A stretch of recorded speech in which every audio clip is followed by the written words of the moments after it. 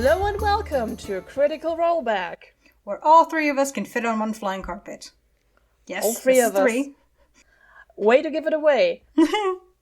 I'm Jana. My name is Bal. And I'm here Lily. with us. Yes, that. You do you. Yes, friend Lily. Here to help us out. The podcaster we rehearsed the whole damn... Sorry. No. We don't rehearse. All of this is live. Introduce yourself. Who are you? What are you doing here? How'd you find your way into this building? I'm Lily. I've been friends with Bal for a while. Jana and I met more recently. I'll sort of cross paths a lot. I am Bal's DM. She has mentioned me in passing a few times. Most surprisingly. Thank you. Related to me possibly putting crossbow bolts in her bard. I don't remember if that particular incident came up, but it happened. And I'm here because, as a DM, I actually know something about battle mechanics by necessity, not by choice, but you know what? Might as well make something of it. Yeah, we're facing on to this episode, which has... You care about battle mechanics a little more than we do. I think that's a better description.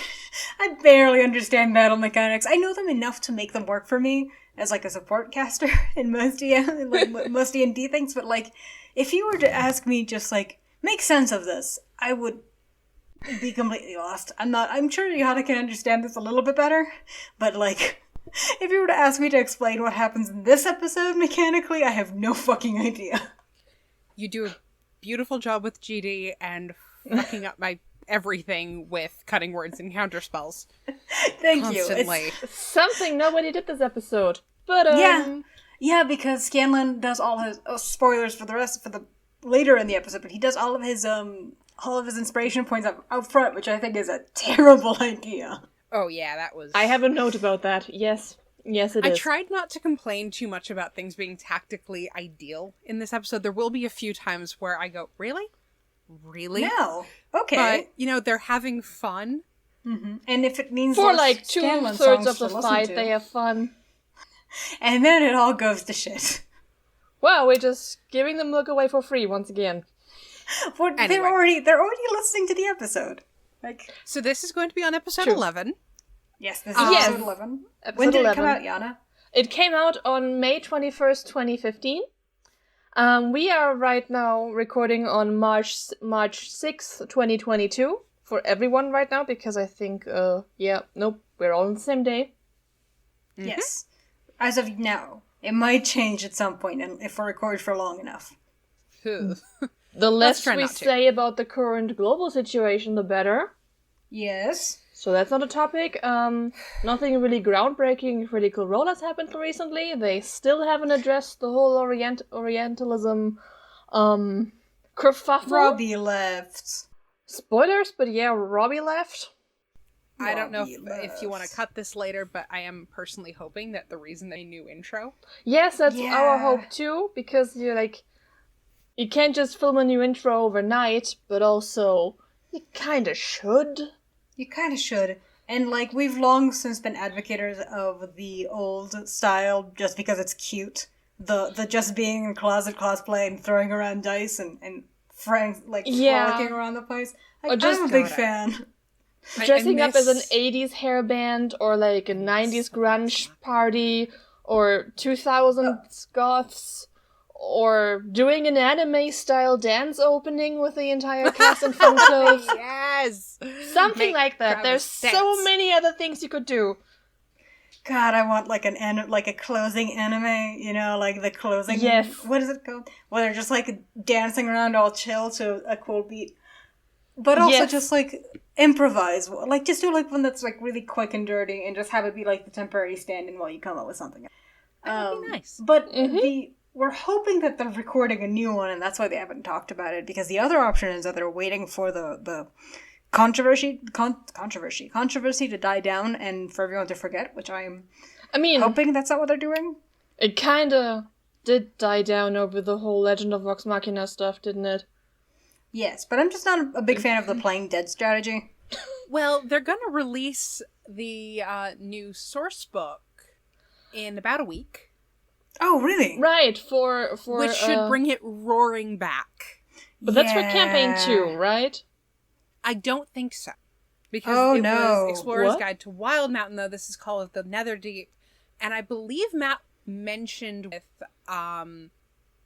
Southwest Asian and North African, and I think there's some Filipino writers contributing But notes and so on. But and I isn't the think Netherdeep the place they visited at the end of campaign 2? That's Isle Cross. Isle Cross. This weird fleshy dimension part. Oh okay. No, that is Cognosa in the Astral Sea. Isle Cross is Alaska. Okay, so Yeah. okay. So that I don't know where the Netherdeep is. Presumably not deep in someone's nethers. I was about to say it sounds like several body parts. It's Play you know as like the giant that they intrepid- toppled at the end of campaign 1. Oh yeah. Maybe it's right in like the crotch region. They've like constructed like a whole merchant area. Like that's the Netherdeep. That sounds wonderful. I was going to say Bal saved you all from a horrible joke about curing gonorrhea, but I think that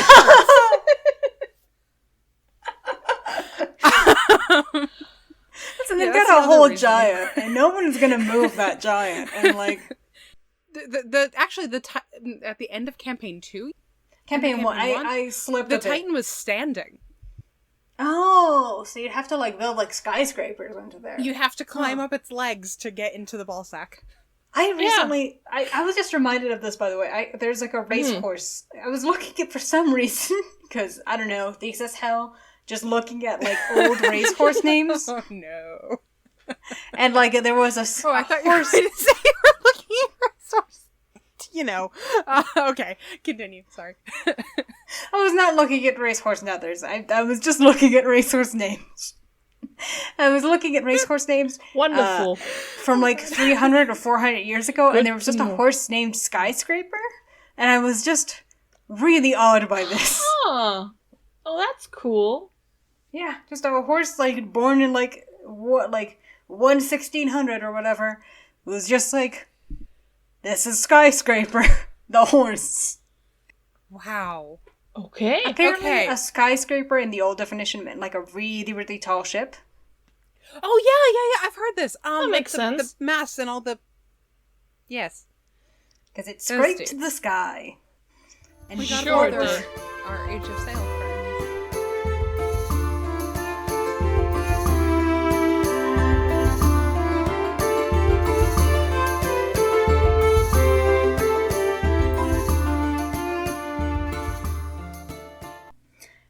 Hello. Welcome to the content and spoiler warnings for this episode. Thank you very much for joining me. Please ignore any background noise you might be picking up. That is my neighbors making an insane amount of noise. As for the content warnings, both for this episode of Critical Rollback and Critical Role itself, vomit.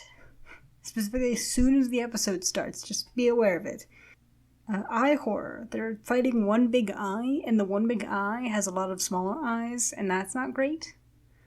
Technically animal cruelty. A mouse, which is technically a giant, gets flicked in the nuts. Mention of torture and body horror for the Stitch monsters. That persists as it's been going on through the entire arc. Character death for approximately 2 seconds. Sorry for the spoilers there. Not entirely savory mentions of sex work, not entirely respectful mentions of sex work. It is very brief, however.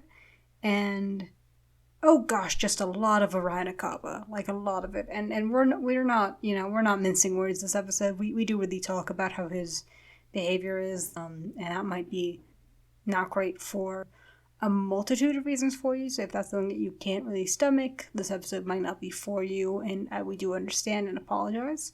But you will be happy to know that Orion Akaba is only here for 16 more episodes.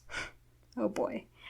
As for the spoiler warnings, I don't think we spoil anything significant in this episode, but we do talk a little bit about Campaign 2.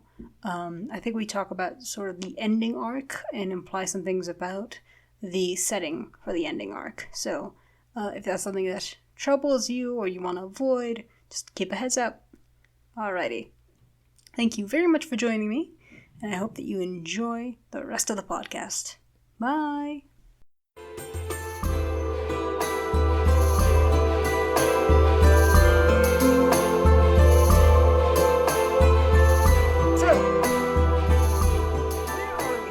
Where are we at?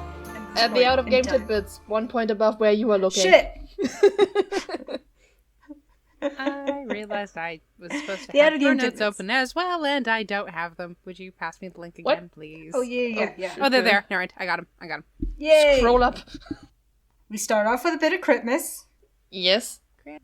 Like last episode, we had the scandal of the new thumbnail trying to censor out that Matt wore a really, really dorky cloak for the thumbnail originally. And It's a great this week, cloak. we get the follow-up where everyone gets presents. Yeah. God, I know why they don't do Christmas anymore. I know why they don't open, like, those packages anymore, but I wish they would at least, like, I kind of wish they would do Christmas, like, for each other, just to, like, get each other Yeah. in-character gifts, just because, like, Christmas is so cute. We're not at it yet, but the broom and the do not go far from me ring still make me just so yeah. Or the hug I me think through my wife. Yeah, hug me from my wife. I was about to say the ring of dwarven Yeah. kind. A belt of dwarven And- kind. Yeah, like a and ring, the but ring for your that- waist. that Marisha got from Patrick Rothfuss.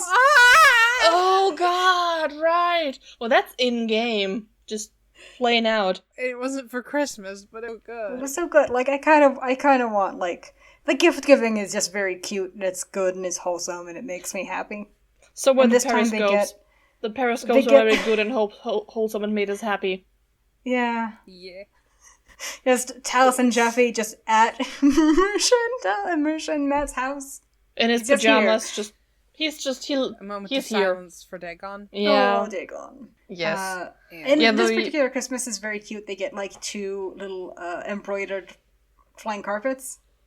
2 of them, many to come. Many to come. I don't know, I'm I just think a fan the of, like... clear MVP of the gift here is the trinket puppet, though. Yes! The trinket puppet! Laura she had that on the table for the whole episode. Yes. It was just so cute. I don't know if this is out of sequence, but I did actually, I want to make an argument for putting that down under vexiness, Yeah, because she had her son boy. the sun boy, right She there. did. She also, I noticed, just ended many turns by just cuddling Trinket or talking to Trinket more than she usually does during battle scenes, which was probably helped by the puppet and very cute. It's very stressful. It was a very stressful battle. She just has a little emotional support trinket. Yes, and the first thing she does with a little emotional support trinket after figuring out he's a puppet is give an expert massage to Ashley. There's Which actually reminds like, me- a couple of very cute, like, out of character, like, despite the fact that this episode has, like, a lot of very unfun out of character moments, there are some really cute ones. I noticed very late in the episode, there's a part where Ashley bends under the table to pick something up, and she's kind of very close to a shelf and could, like, knock her head, and you can watch, like, Travis kind of put his hand over her so that when she bends up, she won't knock her head. Aww. It was very cute. I just noticed that at some point, Talis and Marusha were just clinging to each other very dramatically. I think during the Revivify. Yeah, well, because the thing is, they knew about Matt's mechanic. We didn't actually know that Revivify could fail, because they never talked about it. Yeah, we'll talk about that when we get to it, but yeah, we're going to analyze this, because this, also I feel like this revivification, A terrible word. very normal word in a very normal language you have there. Oh, do you want to get my English major self started on that? Because we will be here all day. No! Yeah. The revivification. But I think that has a very special place in this campaign, because the parameters under which Revivify happens are just changing so much. Yeah, I kind of like the sort of the what is the word for it? Is it diegetic? Diegetic? The sort of the way that Maybe? like the Where are way you going with this? Meshed into the canon? Yes, exactly, because it feels like we're at the Like audience. if someone's sitting in the corner playing a cello. Yeah. Like, it feels kind of like how we are as an audience during Campaign 1 are at the same level of the characters, where, like, we don't fully understand how Revivify works, and sometimes it works and sometimes it doesn't, and, like, the parameters of it are constantly changing, and, like, it kind of gives you that same tension that the characters feel, because they don't know. Like, for me, it always feels very natural, because, like, when they roll a 16 in this episode, they don't know if that's going to succeed or not. And, like, nowadays, we know, yeah, obviously that's a success, but, like, they didn't know. Yeah, we know just how barely Vex didn't die on her wedding day. Yes, we know. Just how, by literally a count of 1, she didn't die. Yeah, but, like, when I was watching this for the first time... On the day of her wedding. I didn't know that a 16 was needed. Like, I didn't know if it was, like, the check was much higher. I didn't know that what the baseline of the check was. So I didn't know if a 16... To be fair... I'm not entirely sure how set in stone the rules were at this point. Probably not very. It's the first Revivify cast in the entire campaign. Like, Pike has died beforehand, but she was just, probably within... What are the biggest spells called again? Raised Dead? Raised Dead. Yeah, probably that one. Resurrection. Probably True Raised Resurrection. Dead because it was just a random... And if they had to take her to a temple, it was absolutely... Yeah. Just by a random person at a temple, so it's probably Raised Dead. So this was a full-blown ritual. We are going to see full-blown rituals for other Revivify spells. And also just the plain old, you roll on your spell. On your spell modifier, and we'll see what that does. Yeah. It's the fact that, like, it's very interesting in terms of how, like, this is a conversation we should have later probably, but it's very interesting how, like, Rogue's Revivify ends up being, like, the closest to what a modern Revivify looks like. Yeah. But we didn't know that at the time. Modern is in Campaign 2, Campaign 3? Yes. It's very also similar just to what like happens end of now. Campaign 1, like when they started having several mid-battle Revivifies, they also only did like a dice roll. Like when Keyfish was revived, that was just Vex doing the coin. Who has a foreshadowing moment in this episode, by the way. Keyfish. I love Keyfish. Keyfish is so We good. also have arguably the first instance of Kido, Yes! which I want to... Oh, we will get to so many things. Honestly, this is actually So not that bad. I also want to call out, because we're still in the out of character tidbits, Vex and that's I'm Vex, that's Vex. Yes. Vex, that's Vex. I love those. The t-shirts, the love twins had a those. birthday. That they should have... They're so cute. That they should have gifted to the people who writing the subtitles for the Amazon show. Yeah, well. Oh, well. I mean, I still I hold it think would have the been Californian funnier. accents make it so hard. Yeah. Yeah. Vex, that's Vex. I mean, I will say I got the... Neither Laura nor Liam has a Californian accent. No. Yeah, but sometimes the lines between the E and the A as pronounced in these names blurs a little. Yeah. It's even harder in German. There's a reason I was gonna say. There's also, the bit where the only reason I haven't screwed up the twins' names 300 times is because I referred to them by their full name until I stopped messing it up. Vixalia. Mm-hmm. That's my pet peeve is whenever somebody tags her as Vixalia versus Vexalia. Like, they put the H in the wrong place. Nope. Please. Vixalia. That's my wife. Be respectful. It's everyone's wife. Boy, is she ever. They also stalled a long time before getting started with the episode because Travis and Sam are late. Mm-hmm. Sam is in traffic for a decent chunk of the beginning of the episode, and it leads to some shenanigans. We here at Critical He's Rollback texting do not endorse texting while driving. Yes. I also do not No. endorse watching the Don't Glee do episode that. featuring that, but it is a very pointed example of why you shouldn't do that. I don't remember that Glee episode. Do I need to tag Glee spoilers now? Maybe. No. It's 3:14, Quinn drives to the pseudo-wedding that doesn't happen because of her text Rachel she will be there and is then hit by some sort of farming vehicle because she ran a stop sign. This is why you don't text and drive. Yeah. And actually, Matt makes a point about this at some point, which I thought was very responsible. Oh yeah, of him, Taliesin does too. and very funny. Oh yeah, I was think it Matt or Taliesin. Taliesin? I don't Or actually both? write that down. A One banter of them. moment? Possibly is, both. They both said it together like Legion. Sure, okay. Sure, Also, Travis is clean shaven, which threw me yeah. off because he has such a baby face. It's so weird. He's so it's like how we were talking. I was talking to another friend of mine, and Bal was there. About the Beard Saga and how Grog looks naked. Grog looks naked. in Legend of Vox Machina. And Travis also looks naked without a beard. He's such a baby face. I wonder what he looks like without a beard now. I genuinely do wonder this. Like, does he still look like he's maybe 16? I think he's weathered. Yeah. A bit. I think it would just look really surreal. They've put his face like against a sandblaster to like give him the Being on the give him internet the proper weathering. for 7 years and having a child will do that to a person. I think the child helps. Yes. God, did you? They recently posted a picture where he throws Ronan in the air and this. Fleegenboo! What? Fleegenboo. It's something my dad would refer to when he tossed his sister. Flying Yeah, I baby. know. Oh.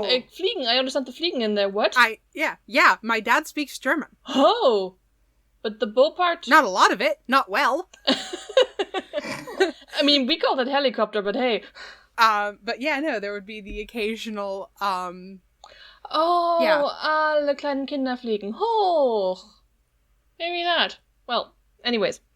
Yeah, they do that, and the kid is just gigantic, is my point here. he's just a boy. Have you seen this toddler? I have. He is the size Laura, of an 8-year-old. Godspeed. Hmm? I said Laura, Godspeed. This child will be taller than you by next Laura year. is very small. Laura, have you seen? I think you guys actually brought it up on one of the other episodes where they're talking about Laura's dice hoard, and you're like, She starts jumping, Yeah. and even when jumping, she just like maybe gets to his shoulder. The thing is that we don't see them standing that much, but when they're standing, it's very obvious. Yeah, nobody pays attention because whenever the cast is standing, everybody stares at Sam, who's actually also very tall. Yeah, that's creepy. yeah. We need to like take some of his legs. Take them. We need to revoke his legs. He's not using them to the proper. It's against the rules. Where are we at? Where are we I at? think. We said I'm looking at your notes. It's There's a giveaway. I wanted to mention that there's a giveaway in this. There's 2 giveaways on this episode. There's so many giveaways. We're not quite done with the out of Game Tidbits. There's quite a few giveaways that are dependent on like how many subscribers there are, and then they do like a random giveaway.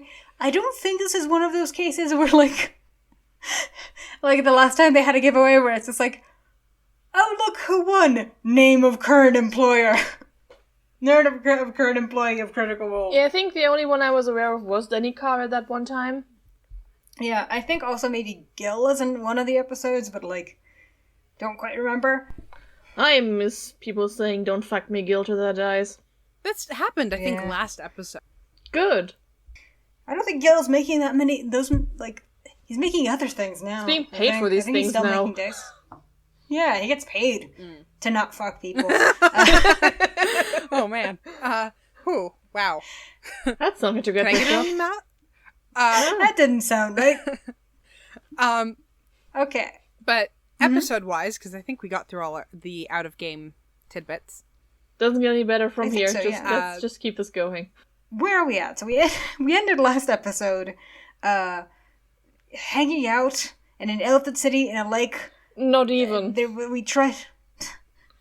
We tried to make a song about it, if I remember correctly. Yeah, Right, yes. We made a Rattling Box song about it, which we don't have out for you to buy yet, but who knows? By the time the episode will be published, who knows?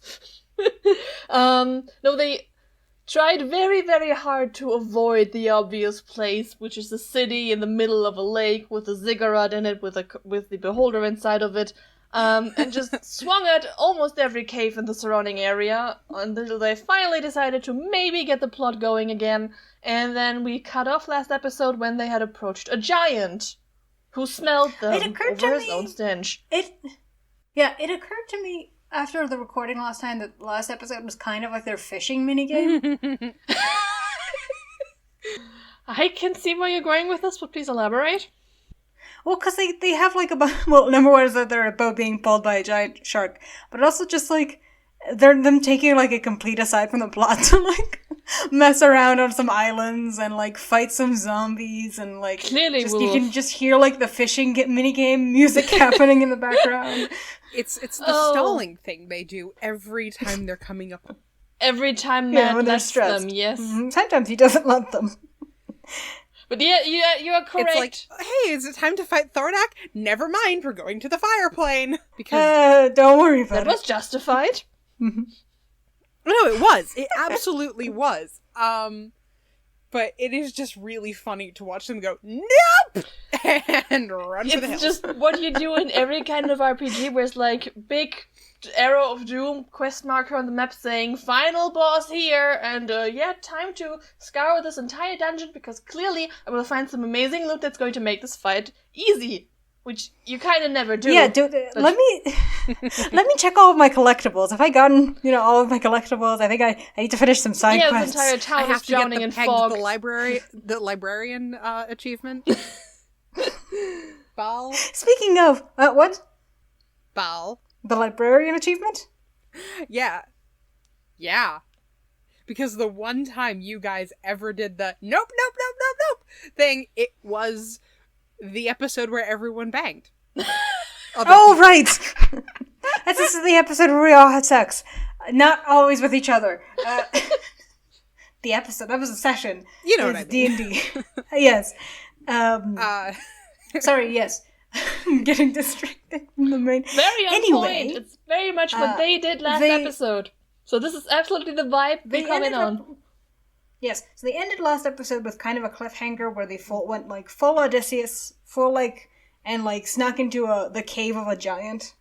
God, he even has one eye, huh? It's gross. Well, no, he has a couple, and one of them's really weird because he's Fomorian. After Vax, he has one left. After Vax gets through with him, he has one eyeball.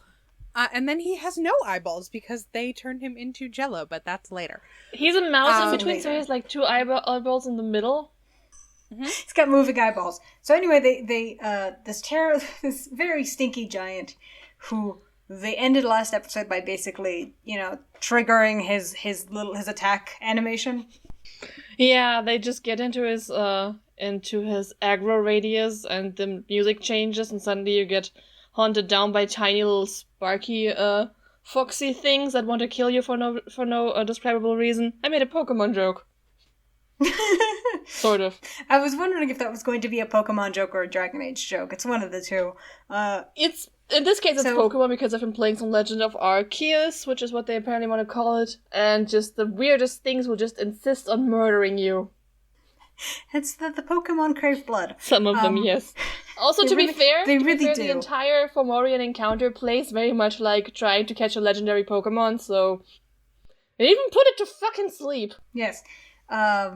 So last episode they also finally scryed on Kavarn and figured out what he is, which is a beholder with a horn. He's a behornder. No. And their anxiety levels went through the roof. Well, yeah. Yes. Because beholders are nasty. And also the cover of the monster manual. Yeah, that was my favorite part of last episode, is when they're like, what's a beholder? And Matt just holds them. Behold. That's Behold. That's why it's called that. What is it with Matt and squishy eye monsters? Yeah, it's a bit of a fixation, isn't it?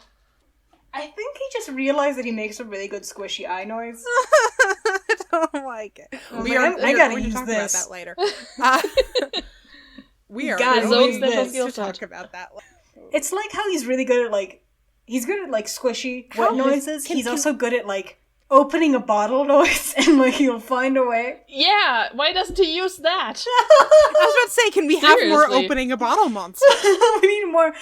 I just want jar mimics. I was about to say, you can make so many mimics just with that sound effect. It's a really good sound effect. He can do all the creaky door hinges he wants. Mm-hmm. He can do corks popping. He can do glushy liquid, and none of it involves eyeballs. None of it. Not even one. You have reached your quota of eyeballs. You can have more next fiscal quarter. God. Leave some eyeballs for the rest of us. God, there were so many fucking eyeballs at the end of campaign 2, weren't there? Yeah, there fucking were. There were too many. I really did not like it. No. I did not like the end of campaign 2 at all. I mean, there are many, many reasons not to like the end of campaign 2, but I will say that the fight I watched was very eyeball heavy. Oh, why would that be? I don't understand. Yeah. The tap dancing on my mindfuck problem was Yeah, okay, but we're not here to talk about that because we're going to talk about the good campaign. Yeah, in case y'all haven't noticed, I'm pretty sure we haven't mentioned this, but Lily is also, like, part of our OG Campaign 1 Tumblr circle. Hopefully one of 2 good campaigns if everything turns out okay. But, yeah, right. Yep. We figured out it's a beholder. Scrying. Somebody panicked. Beholder. Right, giant. yes, somebody panicked, and after scrying and finding out it's a beholder, someone went home and read the monster manual about it. Which he will keep letting us know. We're gonna have a little talk about this. Anyways. This is your warning. We were trying to let it take over the episodes. Gonna have a lot of talk about this. It's gonna be tough. He's, like, you know how, sitcom episodes with, like, more than one cast, with several cast members have, like, an A plot, a B plot, and sometimes even more of those going on per episode? We don't really do that in Critical Role, but this episode had a B plot. Yes, it wasn't a very good B plot. But we'll get there when we get there, and right now we are at capturing a Fomorian. Everyone scroll down. Scrolling down. Yes. Sam is still late. Also, look at me being organized. I made little subheadings this time. Good job. I try. He spends the entire beginning of the episode texting Taliesin vigorously not to kill the Fomorian. Or the giant, it wasn't a bad idea. It didn't did not quite work out in the way that they anticipated because Matt may have forgotten what Charm Monster is. It was absolutely Charm Monster. To be fair, I also don't fully know what Charm Monster. Hold on. This is actually in my notes. What I noticed is that in the beginning, he said that Scanlan was casting a domination spell, which I don't think is a thing in 5e. He calls it Dominate. There's a spell called Dominate Person. That is not what he cast. There's also a spell called Dominate Monster. I think it is a much higher. I think it's higher level. We're going to be seeing that later in the campaign. Monster. Yeah, and Charm Monster is 4th level. I'm pretty sure I've read Dominate Monster on AO3 before. You've written Dominate Monster. Yes, I've written Dominate Monster. You have.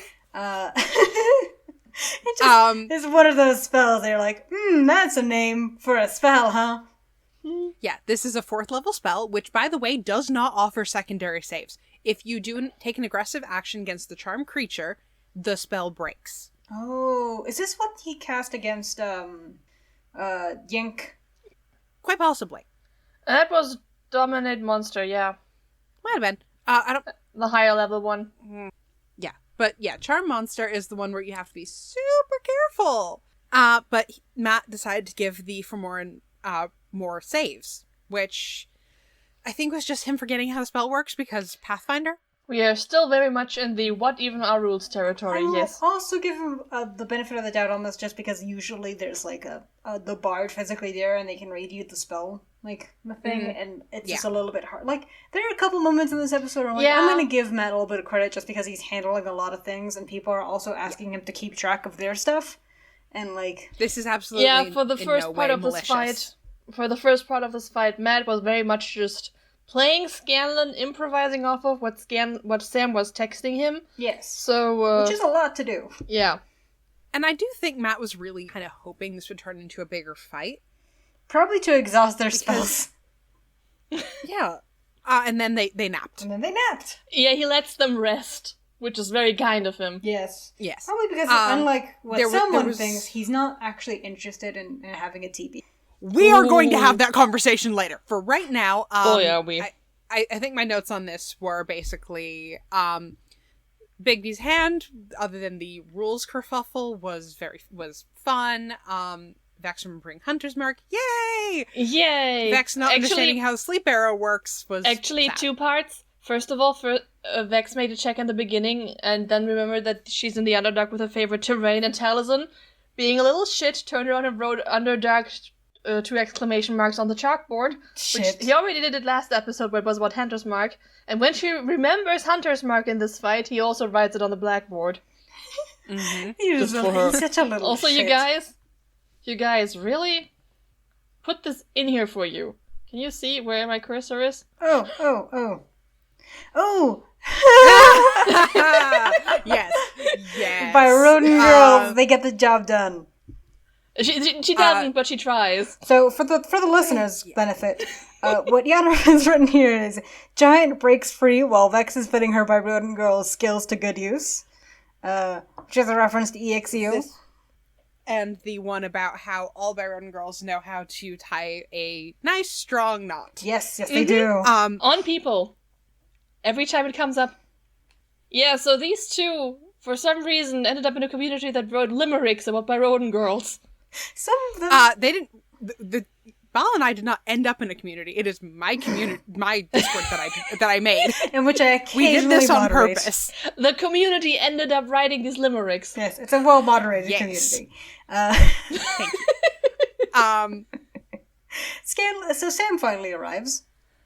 He arrives... Oh god, yes, and they gave him a flute, and he cannot play the flute. No, he's suffering from the same thing that every single flute player has. Or every single time someone tries to play a flute for the first time, their immediate reaction is, "Oh god, why isn't this making any noise?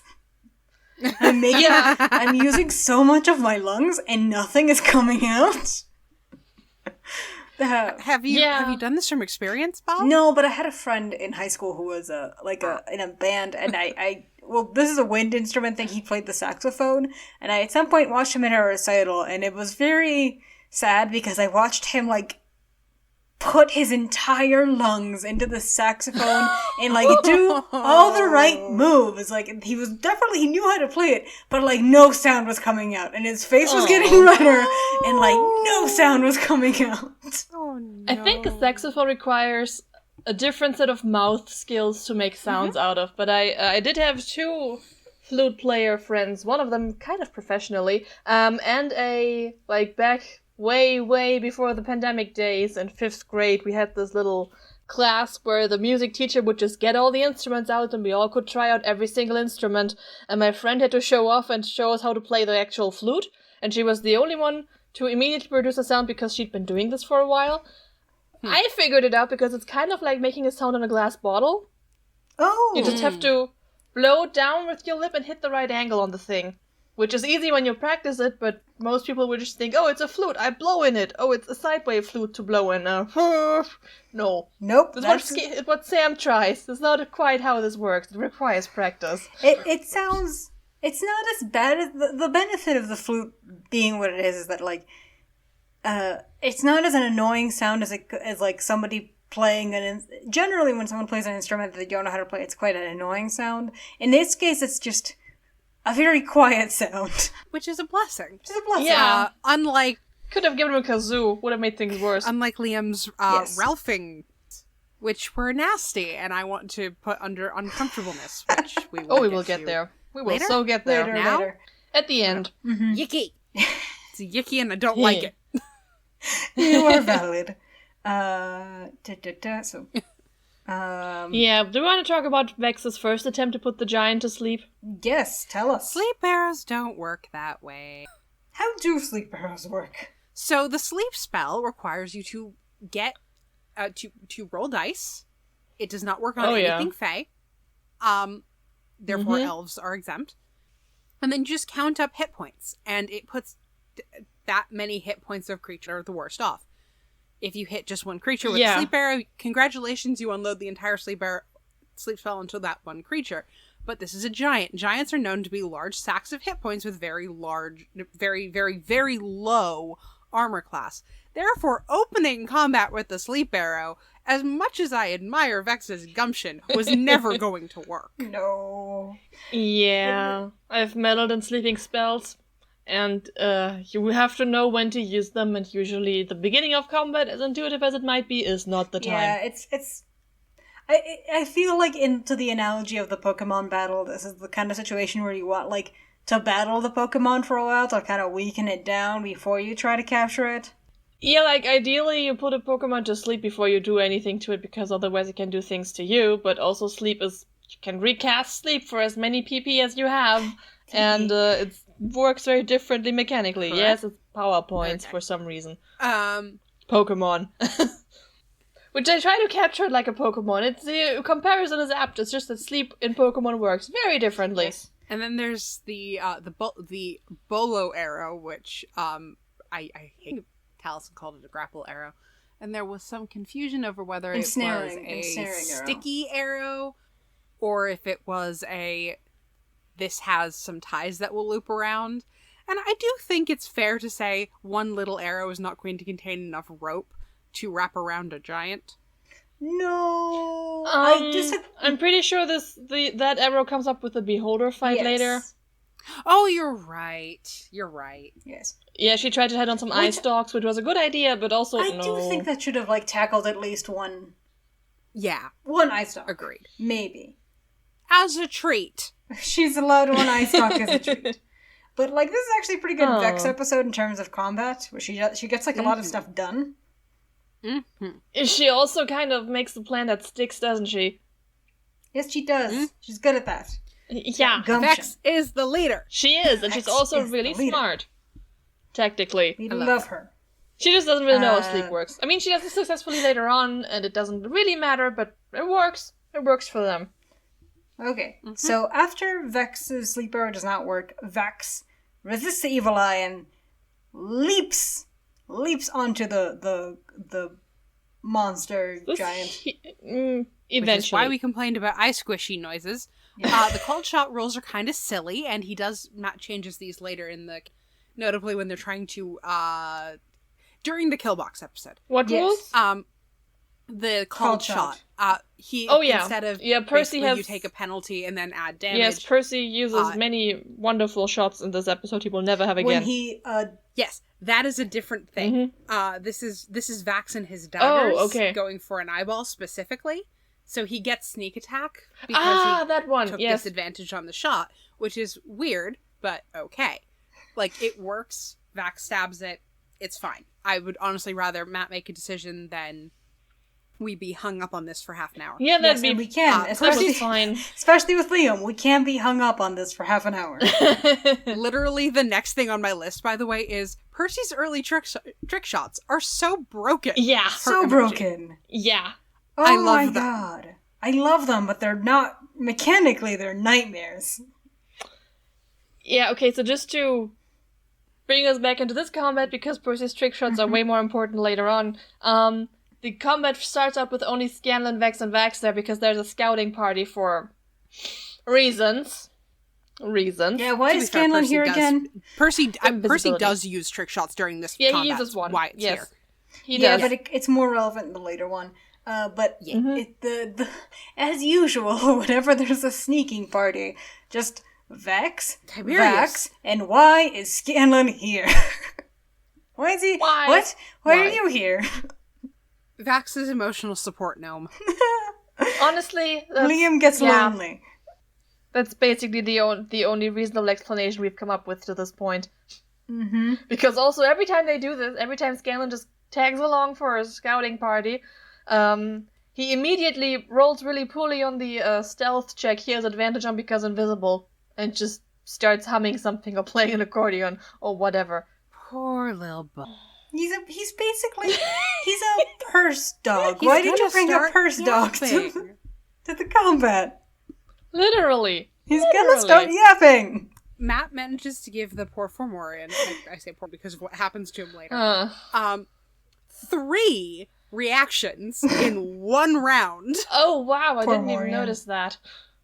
I did, because I specifically thought, oh, yay, now his reactions... What? Is this the time when Scanlan jumps down into the pit and for some reason, and the Fomorian gets an opportunity attack on him, which I can understand why, but Matt didn't really convey that to Sam very well first. Yeah. If there's a takeaway from this whole episode and its many combats, it's action economy. Yeah. Action economy? Action economy. Yeah, reactions are a limited resource for everything. Mm-hmm. And I mean, if it had legendary actions, which you could have used at the end of their turns to try to smack them.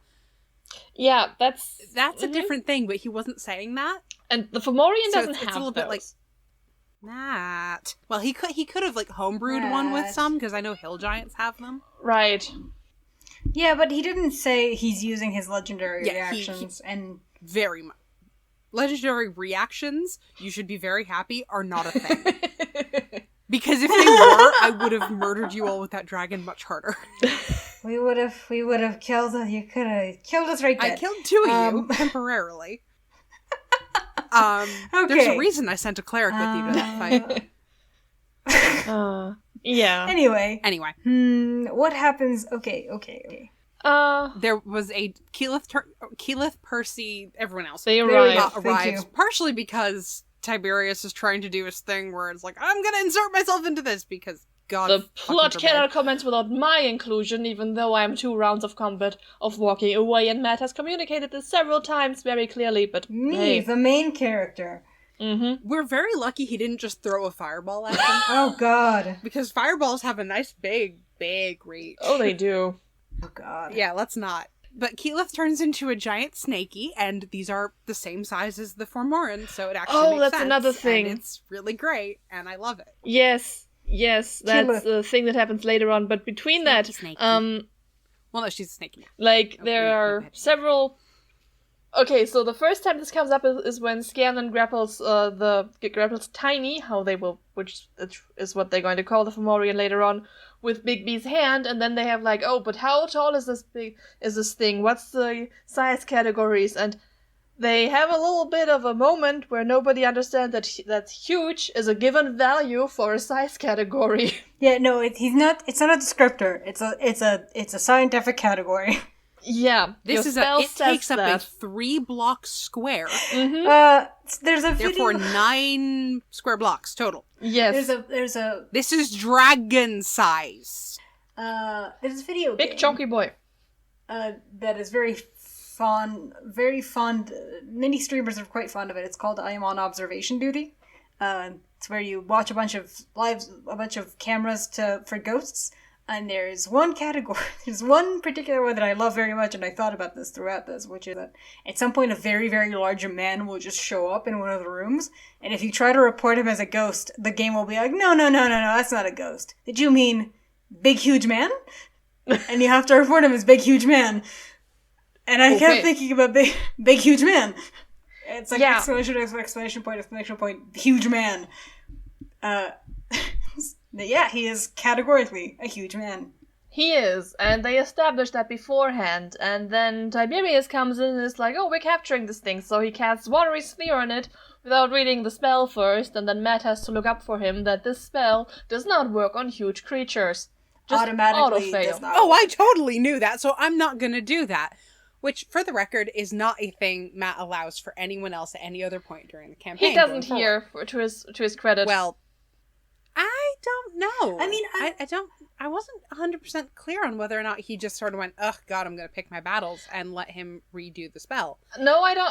I'm pretty sure that the turn ended there, and the Fomorian was, like, taking a bath, and everyone acted like that's Oh, what yeah, he Like, wanted I'm to just do. going to use it to wash him. Oh, Yes. Jesus. Yeah, I was reminded very much of the much later situation where Keyleth used, what was it, Tidal Wave? Oh yeah, Tidal Wave, or Contagion, or Windwalk, or all the It was other Tidal times Wave. everyone fucks up the Oh, spell, poor not only Kiki. Keyleth. Nope, not Yep. only Keyleth. But who gets a... Keyleth has so many spells. Give her Yes, she has so flashcards. many. She has so many spells, and most of the time when she fucks them up, it's not even entirely her fault, or she's not the only one doing it. We'll get there. Also, the Thordak mini was just so gosh darn big that, like, I feel like Matt kind of should, like, hey, anything based on size category. Yeah. Reduced on a dragon would be very True. in pocket. That's a good I don't think question. reduced stacks. What would it would be very. What would have happened if they'd managed to make Umbrasil swallow the shrinking potion instead of giving it to Vex? So It's a little... it might have a little guy. exhausted a. Oh, I right. I think the potions are voluntary, Oh, and I forgot about the I whole don't know. legendary resistances. but it might have bled out a resistance, which would have been very, very nice. Yeah. But also Interesting, that fight was just so off the wall nuts, and I loved it. Yeah, that was like, I think that part of the campaign was just where the fights were actually amazing. From kill blocks to the both Umbrasil fights, it's just mwah. It's just like they were just stir crazy enough and just so desperate enough to survive that like they would just do anything, which led to some plans that make you think like, Why did you decide on this? What? Did you spend 2 minutes thinking about this? For the lulz. It's like we're gonna die anyway. Let's do it. Let's do this. Let's do that. Let's try anything. We also got Liam's cuttlefish voice out of it. Which Oh, We also got, cuttlefish. oh man, my favorite little image of Marisha miming cupping Vex's face. And then they're like, no, he's still reduced. And she's like, just shrinks her hands to make a smaller face. Right, Anyway. she tried to have a romantic moment and he was like still the size of a toddler. so. Making it weird.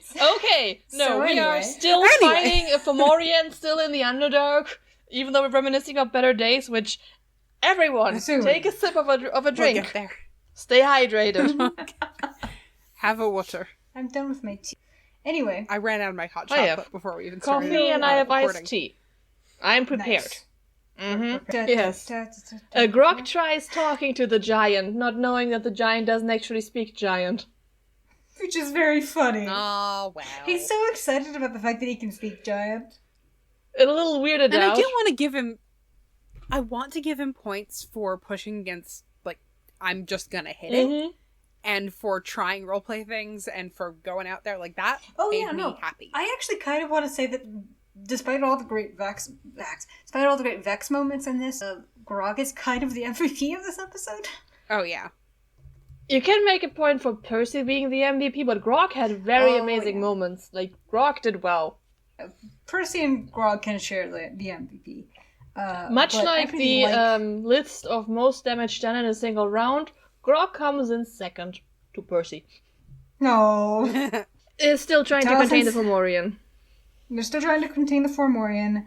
So the Keyleth is a snake. Oh, actually, Fomorians do speak giant. Oh, okay. Oh. Fomorian. Okay, so He just straight up failed that check. I think he rolled the 6 or something. yeah, because later on the Fomorian speaks Underdark when they try to communicate with it. Yeah, Undercommon. it does. Undercommon. I am looking yes. at the D&D Beyond page right now. I won't play Okay. the audio of how to actually pronounce this because I've been flip-flopping a little bit. Because I'm pretty sure it's copywritten.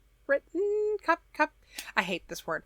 Eh, But yeah, it's either going to be Matt or Marisha telling me how to pronounce the name of this gosh darn thing. But I'm looking at it. It says languages giant undercommon. Huh. CR8. Bilingual, dude. Yeah.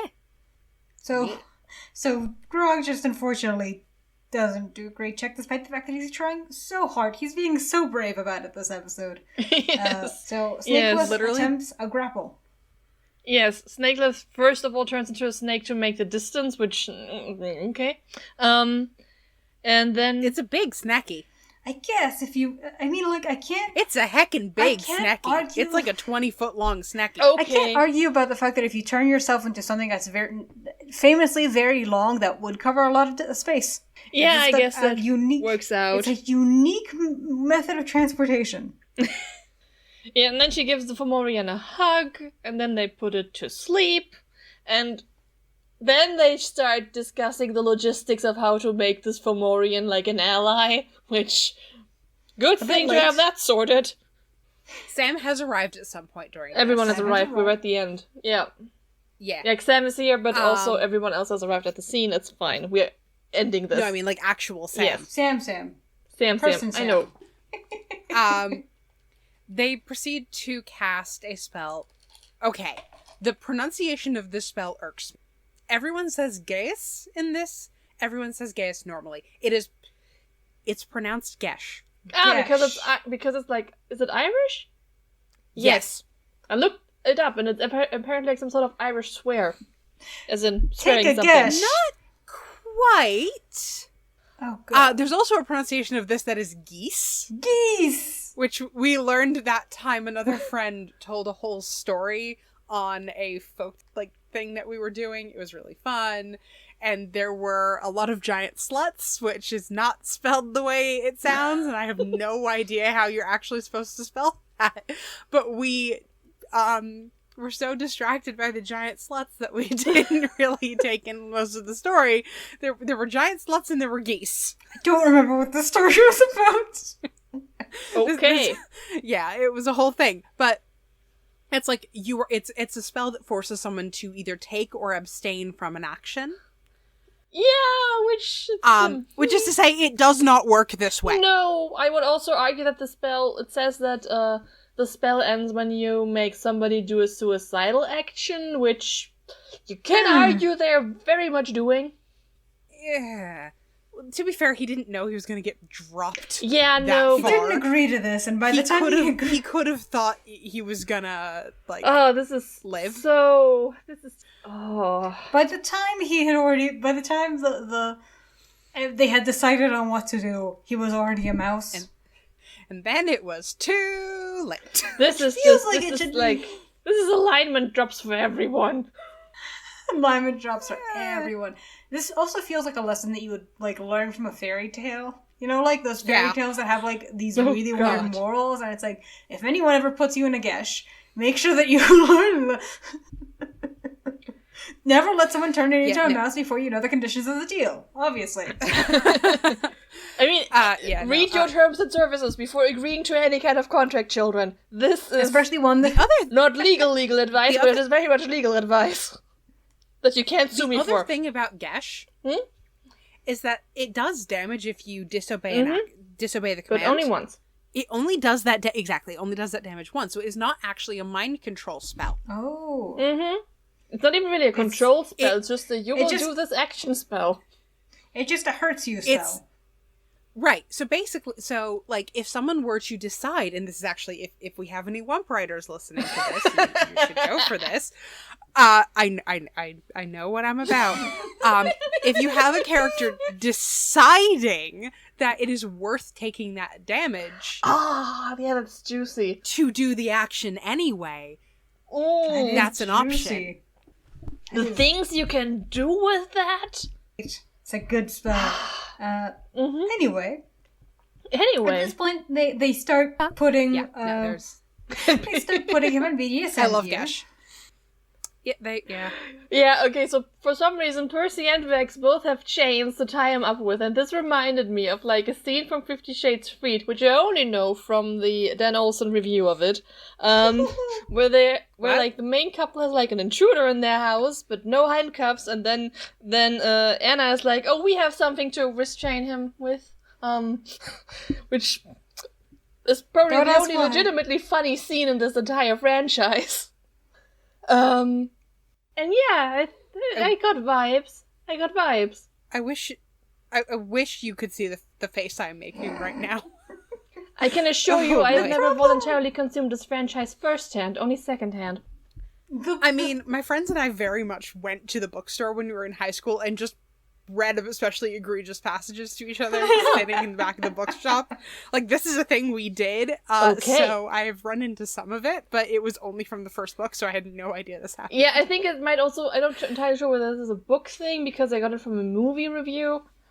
And the movies just were trying so hard to make the books better. They were the trying first one was. The second and third were just weren't they literally written by her husband? Pretty much, yes.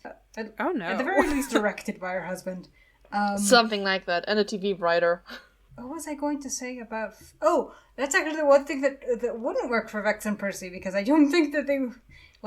if they were in a situation where they had to use bedroom manners? Things... Yeah, they just have manners. They just have manners, because manners doesn't do something that big. Well, actually, manners could do a person. Yes, and they both don't like... people. They both don't like being chained up. True! Oh, yeah, you're right, they both hate it. I wrote a thing about this. God. Yes, you did. I remember really liking it. Literally there's a reference to it in, I think, one of mine, which I'm not going to say by name, because, again, I think I know which one it is. But the one that is kink negotiation fic? Yep. Yeah. Huh. Anyway, back to the episode. They tied up the Fomorian. The Fomorian is tied up. He has been properly geshed into submission. Yes. Into submission. And then we get also, I forgot to mention, that's also an anime called Code Geass. But that is written for my ass. I guess they didn't do their research. Jesus! Honestly, that might, from what I know of this anime, that might be what they're going for. Huh. Fascinating. I just learned something. Anyways, yes, they try to communicate with the thing. Pike tries to flirt with it. I'm so glad we don't have, like, a face cam for these so that nobody can, like, watch the terrible face I make every time I do a pun. Yes. This is where they get into the Undercommon, which Vic speaks, and Pike speaks. Like, the giant refuses to talk giant with them, which is why I thought he could only speak Undercommon, so they communicate in Undercommon. Pike tries to flirt with it, which, you go. Mm-hmm. Yeah. Pike tries to flirt with it, and he kind of just, like, no, this isn't... Like, the Fomorian just gives her a glance of, like, the logistics would not work. Would you like to hear something horrible? Please. That's what we're here for. I have a friend who did the math on either of the gnomes trying to fuck a giant. Oh my god. Of course you do, that's why you're here.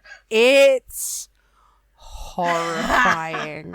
I am not going to share the specifics of the math, but I'm pretty sure I remember the dick being the full length of Scanlan's body. Oh my god! Okay. So this isn't even hamster banana anymore. This is... Oh, of course, I remember this! This is from later on, Biffy. You would be the gerbil in this situation. What is it with Scanlan and... Not Scanlan, Sam and... Actually, no, we're not gonna... Right we're now not it's gonna, gnomes. We're not gonna... No, abort! Pull the ripcord! Pike is doing this right now. Veto! Oh, Jesus, I did myself some psychic damage there. You believe in the inherent eroticism of hamster and banana. Oh, God. Oh, Jesus. Okay, can I also just say, I love every single time Vex, and by Vex I mean Laura, has to improv other language because she just makes hairball noises. It's so because, Just make damn gagging funny. noises here. Especially since, like, the problem is that Vex only speaks, like villain-coded languages. She's a tiny goth. She's a tiny goth. She's, like, speaks Undercommon and, like, Abyssal and Draconic. So it's all, like, just harsh, guttural languages. It's just... The broom. Like, Two. yeah, that's the one. Yeah, hacking a hairball. And Percy, who does not speak Undercommon, immediately makes fun of Keela's accent. Oh, of course. Mm-hmm. Yeah, also, while all this goes down, Percy and Vex have a little side adventure where Percy, like, lowers Vex into a pit with like, spikes in it to find the lightning javelin. I always forget. Yeah, that's where it came from, and then they lose it in Marquette. But it was a good javelin. It's a good javelin that killed a horrible fey fuckboy. They should really hear, like, the weird urban legend that has developed around this javelin in Marquette at some point in campaign 3. God, I kind They of need to now hear wanna- that. That needs to be a thing. I kind of want to design, like, a weapon now that's, like, a lightning javelin of, like, single use. Like, you can only use it once, and the caveat is that as soon as you use it, it, like, flies out of the nearest window and goes into someone else's life. You can only use it once. Oh, it does not come A back. lightning never strikes twice javelin. Yeah, yeah. Then 2 different people use it, and then it flies away and it hits the same person twice, actually. But like, if you use it twice, like it hits you straight in the heart and kills you. It's like something. I just think about this pristine piece of shit so many times. Of just like, do you think somebody in Marquette just found it and was like, this looks like it has been used twice? Again, I look forward to hearing the urban legend around it. Mm-hmm. New artifact. New vestige of divergence. Yeah. Poor Kima has to put up with much. Yeah, we have so much. We have now reached the part where we have captured the giant and changed to That is an entire the lesbian. tactical giant sleepover. I feel like Kima throughout this entire episode is like fully having a nervous breakdown. Like fully not even having like a nervous breakdown. Absolutely. She's just like in Kima full like, Has I'm gonna never die. not been having a nervous breakdown ever since she was rescued by these people, and they were like, no, we can trust this mind flayer here. We know he's not even mind controlling us. We know he's trustworthy. He said he wouldn't harm us, and she's just been like, oh my god, I've been settled with these idiots. We're all going to die. I'm just going to be silent and panicking and praying this entire time. Yeah, but I feel She like has no emotional support wife. I feel like in this episode, like Kima has like crossed over to the other side, and is just like at this point, like has reached like deadly calm, where she's just like, I'm going to die here, but I'm going to hit this fucking beholder at least once, which she does. Yeah. She literally says this, like I'm going down swinging. She does. This is just like Vox Machina does their stupid shit, and Kima's in the background just like, who can say only in time. Do you think Kima and Allura had like a conversation about, really? Out of all the people you could have sent after me, you chose these idiots? These were your best choice? Hey, that's the premise of the first 2 Legend of Vox Machina episodes, isn't it? Oh yeah. Yeah. Oh god. Yes. Yeah. The 3-second thing, just because I'm looking at your notes and looking at my notes, and we get the planning session, we're not going to talk too much about No. Plans. So they're boring. taking a nap with the Fomorian, and they plans and it plans and they plans. They make plans. It's just. Now, actually, do they go to sleep before or after? During. They make plans before. They go to sleep. They make plans after. Right. So they do a lot of planning. A certain sorcerer spends a lot of time yelling for no good goddamn reason. Yeah. It's extremely uncomfortable. Marisha, very quickly and very understandably, becomes very done with him. Yes. Good for her, because I was which, also done. honestly, it was the only way I managed to make it through that. I really, like, Keyleth's complete lack of, like, Keyleth is a sweet, understanding, nervous little jelly bean. Marisha is not. She will also fuck your shit up, and this is where, like, you get to see some of, like where Marisha lets her badassery come into character, and I really, really enjoyed. Like, I would have had to fast forward the pushback, and honestly, Taliesin being very visibly done as well. Oh yeah, like Marisha, Taliesin, and Laura. Laura was also very done every single time. Yeah, so for the record, massive, I'm not doing it. Fuck off. So for the main, for the listeners, just so that there's a little bit of clarity, the main discussion with the argument here is that Tiberius does not want to go into the Beholder's lair because he thinks that he will die there because there's a lot of like magical. And the thing is, when you read the monster manual and look at the thing a beholder lair can do, it's not even that bad. It's not even that bad. It's just that he has realized that like this will prevent him from doing it exactly how he wants to. Not even that. Like the lair actions are just a terrain thing. The walls hug you and crush you, and like one additional eyeball. Yeah, I think the walls hugging and crushing you, it happens to Pike, but literally, if you just stayed with the spellcasters on the roof, none of this would have affected him in any way. None. We get to this, but for now, he's very insistent of not going in there for no apparent reason. Yeah, and I think that part he is a big, whiny, metagamey baby man, and it's very annoying. Yes, it's very annoying. I also want to comment on the fact that, like, I think this is something that's not quite, that is so often lost on adaptations of Keyleth, which is that, yes, she is a nervous jelly bean. She also has a bit more edge than people seem to remember. And, like, she's able to just be like, no. And oftentimes, like, her nervousness kind of, like, projects itself in having that edge and, like, kind of being, like, more stiff and, like, not as flexible as, like, as she always, like, there. And, like, for better or for worse. And putting her foot down. I love her. A lot. She puts her foot down a lot, and we will have so many discussions about this when we do our Legend of Vox Machina bonus episode! Yeah. I'm just really fascinated by how... I love Kiki too, and I love this character trait. I think that's a wonderful character trait.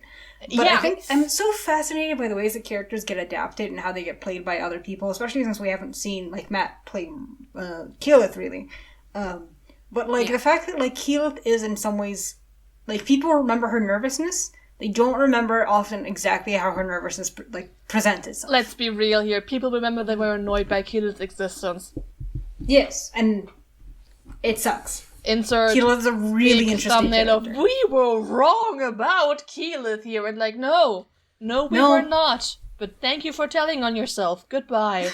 The thing about Keyleth is that she is sometimes annoying, and sometimes she is... Yes.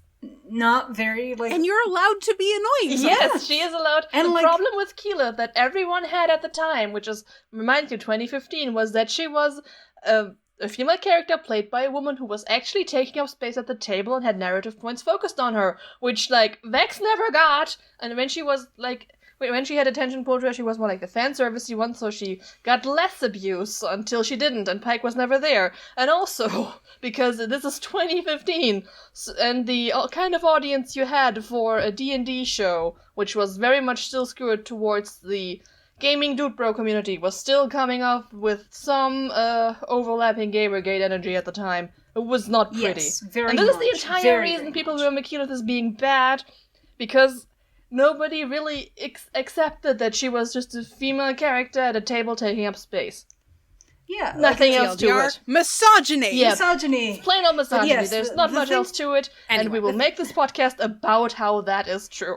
What I just said. The thing that I find really revolutionary about Keyleth, especially at the time, isn't that, like, she wasn't ever annoying. That's not the thing that I really like about her. I like that she was allowed to be a little bit annoying. Yeah. Yeah. And, like Even loved for it by the people in the... Yeah, which we don't say positive things about Vax a lot, but yeah. Yeah. Like, I no, go ahead. like, watching Vax this episode was actually really lovely. Like, Right? Early Vax is fun. Early Vax Well, is so much Here's fun. the thing, like, I actually, like, okay, there's a chunk in the middle of the campaign, and there's a chunk at the very end of the campaign, where a lot of the Vax stuff is just really depressing for very obvious reasons. Mm-hmm. A lot of it to do with the actor's personal life, so I really don't want to get into Mm-hmm. that. But overall, like, actually during the campaign, I really liked Vax. It is, again, that issue of you really want to curate who you're talking to, or else you're just going to be angry all the time. Yes. Very much so. It's like, he is a sweet boy, and he's full of love and bad decisions, and putting his feet on the table again. Liam, God stop damn it, Liam! It's gross! You don't know where your shoes have been. People are eating from this table. Speaking of, at this We point, weren't they're getting doing... stress munching during this battle, but, like... Also, good job getting that back on track. Yes. I also wanted Segues. to comment on Grog's Cold Stone reference, which made me crave ice cream. Yes! It was so cute! That was the best plan they made, the- just getting out of there and making ice cream and peanut butter. It's like, I have a plan. You take ice cream and peanut butter and you mix it on a cold stone. And then Scanlan's like, that's ridiculous. We're never gonna get a stone that's that cold. It's like, We need so many little toppings. It's just like, the was whole fun. thing was adorable. that was fun. That was such a welcome relief. And it's not often that I Yeah. find Grog and Scanlan to be a welcome relief. I mean, Youch. they broke up the planning session that was going exactly nowhere because they just did the Yeah. thing they decided on doing last episode. Bring Yes. down Yep. the ceiling. Whoa. I also really liked Percy's science thing because it's very cute and he's a nerdy boy, and also we get Taliesin actually talking, and I'm glad he was feeling up to that. Oh yeah, he's been getting Yeah. better about it. Yeah, you can really Yeah, see him like... he's perking up a little bit more. You can really see him, like, kind of revive in the last couple episodes. They're just, like, starting to kind of, like, react to things, and especially, like, talking with Marusha throughout this episode. You can watch them, like, have their little private science corner. Where they're like, Friendo. this is going nowhere. Let's talk about acid. Next episode actually has one of my favorite Percy spoil for you guys, so you can actually do it next episode. Oh yeah, you were upset But this Val wasn't knows this one. I will quote this line at the drop of a fucking hat. Like, we'll probably argue about whether that's appropriate because Clarota never promised them anything. I mean, but like, It's a good line, though. Percy's a He's giant coping, I hypocrite, and understand. I love that about him. He's coping and he has trust issues. It's fine. Yeah, He has feelings about being betrayed. Yes. Go watch Legends of Vox Machina. They did that really well, actually. I was reminded about they're- this during the watch-along in The Legend of Vox Machina, when they were, like, trying to do, like, lines at each other and, like, trying to provoke lines from Taliesin. It's not that Talisin's lines are the best written in the entire world. It's not that they're, like, incredible writing. It's that he's able to, like, pull them on the fly and they just feel so natural in the moment. Mm-hmm. I don't remember who said that. Taliesin has a particular gift for cutting right through an issue to the thing at the core of it, which is how you get all beautiful one-liners in the Briarwoods arc. And it's where you get a lot of Caduceus everything. Help It's Again comes to mind. Or Caduceus just roasting Ickathon. Or when with Just 4, cutting like, I right let through running it, its no bad. regard for anything. what is it? I leave you to sleep with your mistakes. Yes. Yes! With your bad No, decisions. sleep well with your bad decisions. Which I think was a little harsh, but it was very in character, and I really liked it. Yes, and it does feel like cutting to the quick of the moment. Like, is it completely fair? Yeah. No. But it is. It is. He's certainly sleeping well with his bad decisions, isn't he? It's one of those things that, like, as a writer, I just, like, can I study your brain? Can I have it? Can I look at it? Put in jar. In Shake jar. gently. Anyway, so their idea, by the way, is to make acid arrows for Vex, which sadly does not work. But it does contribute to the later idea of using... He borked it. Yes. Yeah. He borked it, which is unfortunate because Vex really wanted that. And, like, I'm always a huge fan of just, like, Keyleth kind of just, like, hey, make a thing for Vex, make a thing for Vex. I love how Keyleth is their shipper on deck, and I love how in knowing what those arrows meant to her, coming, like, looking back at the rest of the campaign, it's like love for me. Love to put in quiver. I get some love now. And it's like, honey. Oh. Yeah, Too bad she also got arrows from Tiberius, huh?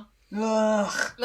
Sorry. Bad arrows. They come Bad up this arrows. episode. Sorry. Evil arrows. Well, notice only one of them properly. There's no love in them. Which arrows did I know. I'm just... You're being... No. Oh yeah, this episode isn't out yet, but the last time we had a guest on, we also discovered that the love triangle is technically in motion because Tiberius has voiced interest in Vex in episode 9. Gag! Mm-hmm. To be fair, he experiences interest in literally anything that moves and has a vagina. Anything that will make him... Tiberius? And I am saying has a vagina instead of is a woman because, like, Yeah. let's be honest here. Like, there's no way he's taking that nuanced an approach. Nope. Tiberius? Ryan. I don't think there's, like, okay, not Pike. I will say not Pike. Not Pike. I have But, never like, read Princess. this into his relationship with Keyleth, to be fair. Princess.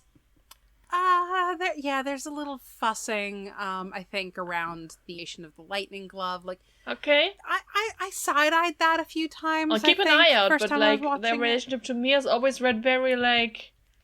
I don't know. I never trust... I always felt weird you about don't how trust he, like, him. refers to her as, like, your highness and is, like, very... I don't know. It felt weird to me. I think...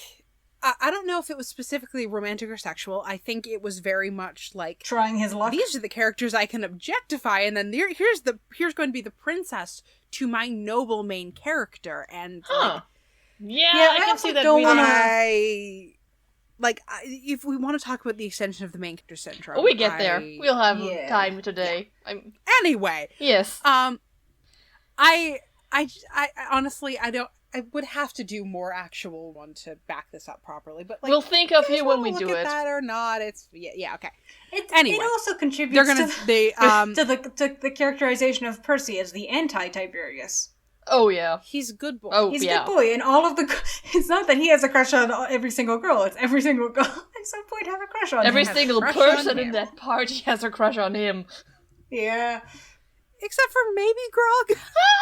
Maybe. Look, you cannot tell me Rock wasn't a little turned on by what Percy did for the cannonball contest. Oh yeah, And the skull thing. The skull thing was And the- tense. Well, the skull sexual thing is tension in not, that but, like- room is amazing. Yeah. Anyway, We'll get there eventually. Everybody take a sip. yeah. But we do get the ale moment, which speaking of like Grog being fantastic. Yes. What the nat 20 intimidation on that is just so good. Yes. It also made me feel bad for Grog, for, like, Travis, too. Oh, buddy. Well, not just, like, in that, but also, like, the fact that, like, something clearly upsets him, and, like, even though, you know, it's a small thing for everybody else, it's a big thing for Grog. And, like, in his emotional reality, it's a lot. And he's upset. And, like, you know, maybe don't make fart noises and try to, like, distract him Oh with my things. god! Like, Yeah, no, yeah. that's just, like, acknowledge that to him, this is big. And, like, I don't know. It made me feel bad when he, like, sits down and he's, like, kind of, like, has that, like, I'm about to cry breathing. And it's like, oh, buddy. Pike takes him At least he had his seriously. pickle. Yeah. Yeah, Pike took Yeah. him seriously. Yeah. Pike She gets knows it. what this means to him. Mm-hmm. And how big it was for Oh him. yeah, I I'm seeing the same word in your notes as in mine. Liam references Whoopi, and Liam? Someone references Whoopi, and there is no reaction. Yeah, Liam invokes Whoopi, and Taliesin does not respond somehow. Despite later, I don't remember which campaign this was in, Liam does it again, and Talison's like, hey! Because, of course, this is the Mr. Mom thing. I'm not sure if it's because, like, Taliesin isn't on, or is it just because there's, like, so much crosstalk that it's a little hard to tell? Wait, what? Explain that to me. Little of both. So, Mr. Mom is a movie Taliesin was in as a kid. Yes. He has, and his character had a blanket called Whoopi. It's thought to be some of the origin. Is that of the origin of the fandom. trope?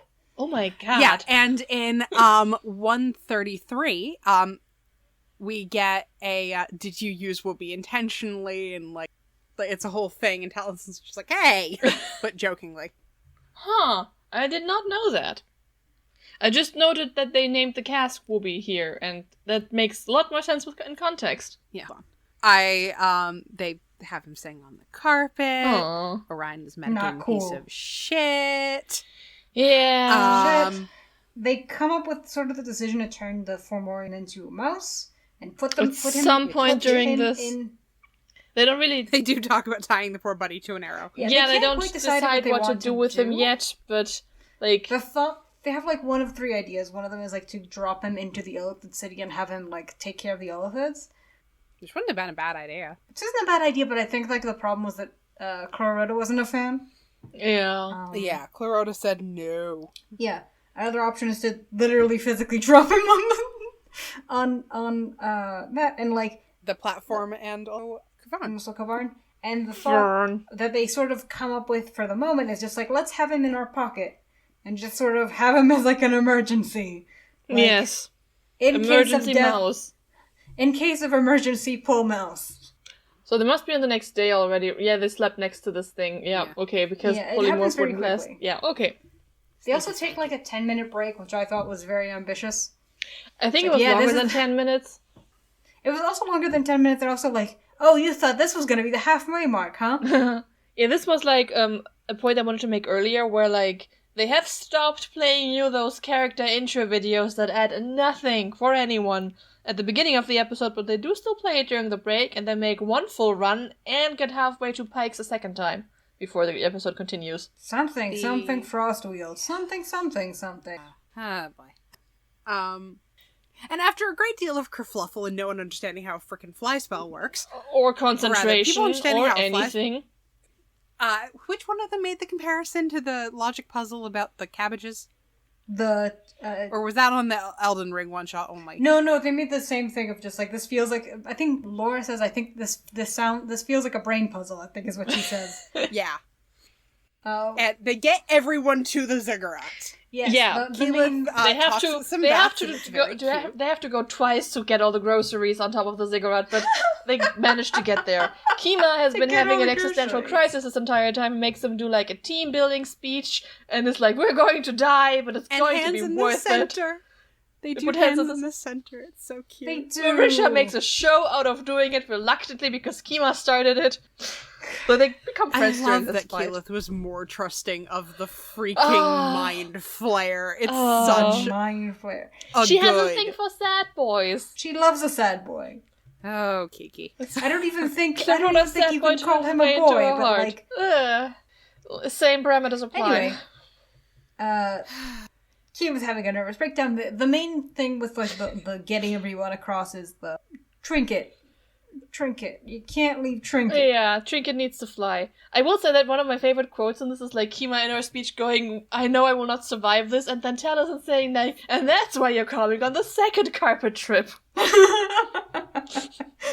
Poor Kima. I love such as love. She suffers so much. Percy's just like complete, like just disinterest in self-sacrificingness and like and like being like a martyr. Like he's just like he's a no-sell. He's a no-sell on Kima's insistence to be a martyr. A no-sell on Vax's dramatic speech that we're going to die here, and a no-sell on Keyleth attempting it. Just 3 times this episode. He just does not want to hear it. Nope. Other favorite Percy line. Screw you, I want my final words to you to be indignant and irritated. And they were, but they were also not directly not directed at him. Well. He won't accept this. Always read your terms and conditions, people. And I do say Percy, because I feel like this is very much a Percy character trait, not just Taliesin doing this. This feels very much like Percy just does not have the patience for people to do. He attempts one speech at some point in another episode, and everyone shuts him down quickly, but he's just like, no, we're not gonna do this. Percy doesn't do speeches, and Percy doesn't do heroic sacrifices. And also Percy's a huge hypocrite, so he attempts to do speeches and heroic sacrifices. Yes. Anyway, so onwards they go into the, Upwards they go most spoiler likely. alert, ziggurat. It's a ziggurat. It's a ziggurat. It's just what it is. We have the word, now we can use it. I never noticed that it was a ziggurat before, Matt said it, but now that he said it, I'm like, oh, it is a ziggurat. No, I remember, there was this big brain post at the end of, towards the end of campaign 1, where everyone was like, so, all of these ziggurats that keep showing up, they were all temples to Ioun, right? And that's always where shit goes down, from the Beholder to the very end. Matt just likes a good ziggurat. It's also just a cool aesthetic, yes. Yeah, so the most useful thing Tiberius is going to do... Most useful thing Tiberius has done... The most useful thing Tiberius is going to do for this entire fight is place an immovable rod with a rope on it above the entrance, above the roof that they're going to bring down, that they can use to swing up and down on. It's handy. The last useful thing he'll ever do. Pretty much. We're going to have that rant in a minute. It's not right this time. No, we're not in the B-plot yet. No, we're still trying to bring the ceiling down with the acid and the heat metal, and then they drop a Fomorian on it. Yeah, so Percy does a lot of... Percy really tried his best to save as much of the acid as he could because he wanted a beholder, but unfortunately... And Matt is just like, no. No. Emoji. No, I see what you're doing. No. Also, so question. Where did the mouse plushie come from? I don't know, but it's Laura cute just has it, and they throw it around, and they just... What? Did she just have it? It just shows up, and suddenly she's waving it around, but she also has the mouse Fomorian. It just... who was this prepared? They don't... Huh? Visual aids. Visual aids. They also at some point call them they also at some point Grog calls it the titmouse. Which, yes! Foreshadowing. Someday. Foreshadowing. I also wanted to, because I'm a big nerd and I wanted to specify a titmouse as a bird. Of course it is. Huh. If it has the word tit in it, it's usually a bird. Yeah, unless it's actual tits. What? A titmouse is... No, you're right, unless it's actual tits. Okay, yeah, so then they drop the Fomorian on it. Taliesin has another wonderful quote, which is die with hilarity or not at all. Also, the way the Fomorian lands and dies immediately gave me such, there's a lot of video game vibes in this episode. It gave me such, you spawn in, a thing, and it just immediately dies. I don't know why that was the thing that it reminded me, but I could just see it so clearly in my brain, like a Minecraft spot, just falls sideways and dies. Fellow DM, if they had been rolling for this Fomorian, could he have survived this fall? Because I think he should have. How far up again was it? Because I didn't hear an actual distance. Right. That's a good point. I don't think they actually said. Yeah. So every 10 feet is a d6? It took Tiberius 2 turns to get down. And I think the carpet makes 20 feet in a round. So this would have been 40 feet up above the ceiling. And then the full distance of the to the floor of the ziggurat. Yeah. Which is another chunk, and it's a d6 per go. So it's entirely possible Matt just straight up forgot to heal the Fomorian overnight. If he was still 22 hit points, okay, then he would have died, but the Fomorian slept with them. Well, I don't know if it actually slept, because they all went to... There was no description of, and this thing's snoring up a storm anywhere. True.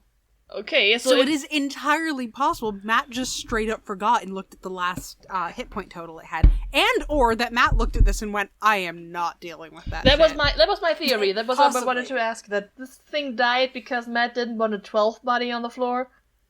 Yeah, entirely possible. And I will point out, he completely left out its corpse's different terrain. This is a 15-foot stinky, gross giant. He never mentions the effect of this corpse anywhere in this battle. Should Karan have had to make a constitution saving throw against the stench? to not throw I don't think up. it has a nose. I also did consider, like, maybe what happened is that it hit in such a way that it just sort of slurped. You mean it just went liquid immediately? I don't think it went liquid immediately, but I think it just sort of lost all. But I don't know, and I don't care to find out. You would have to fall from much higher up to do that. Yeah, that's what I figured. It's not that I think that it, like... I don't think that it, like... my point isn't that it, like, turned to liquid. It's more that it lost all structural integrity and kind of, like, turned into 5 pieces. Yeah, but even if you're if you're a 15-foot tall bag of jelly, you're still difficult terrain. One more thing. We don't know if there was... because the wards went off. Like, they collapsed when the ceiling broke.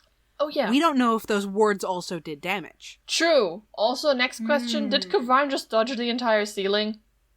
Apparently. Yes, he's very agile. I think Kvarn was sort of over to one side. Yeah, he probably And actually, was no, the ceiling didn't collapse. The ceiling did not specifically like come all the way off. It broke on 3 sides and swung down. Oh, like a hinge. Yes. Okay. So it didn't go straight down onto the things under it. Mm-hmm. And he can fly. Caleb, what the fuck? Caleb is not here. We do not talk about Caleb. I'm not going to slap myself because it's going to make a really terrible sound on the microphone, but understand that's in my head. Percy was incredibly careful about not damaging all 4 sides of the crossbeam. Okay, because he's a smart boy. I don't know why I went. I think. I don't know think what I about was why looking you at. went Caleb here. It's not going to get any better. I think it's all because of all the K sounds, because we're saying Kvarn. Yeah, honestly, it might be. And so he was very, very careful because Clarota had been outspoken about them not dropping the ceiling on the Elder Brain. Right. And so Percy went through this whole rigmarole of making sure it would hinge. Oh, that makes sense. Because he's a good boy. He is a good boy. He tries to keep who will uphold his end of a bargain. If you actually make a bargain with him on the fair conditions. He said the thing that we're not going to say yet because spoilers. Okay, that makes sense. I like this. Good. Mm-hmm. Yeah. Anyways, also Scanlan went through all this trouble to cut and then a hinge. Clarota tried to eat Scanlan's stupid empty head. Which, I mean, can you blame him? Yes! You'll get prion disease! There's no nutrients in there. It's like a bag of crisps. At least start with something more substantial. Huh.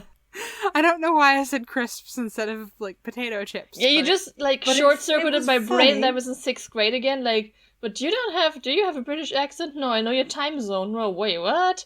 I have been accused of having an English accent before.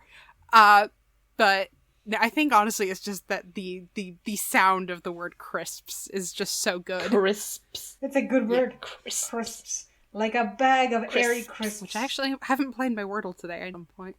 Huh. Control group. I know. It doesn't load for me anymore since the Times bought it.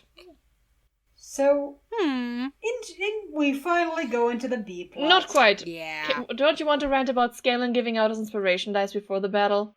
I mean, to be fair, he can't really, the Beholder doesn't do any attacks to hit, so that's not what he could use cutting words for, but he could have cut damage. Could have cut damage. Just inspiration on the fly tends to help a lot, since you don't know who actually will... let's say, for example, one of the party members goes that direction and spends the entire battle just sort of doing his own thing. Having a B plot.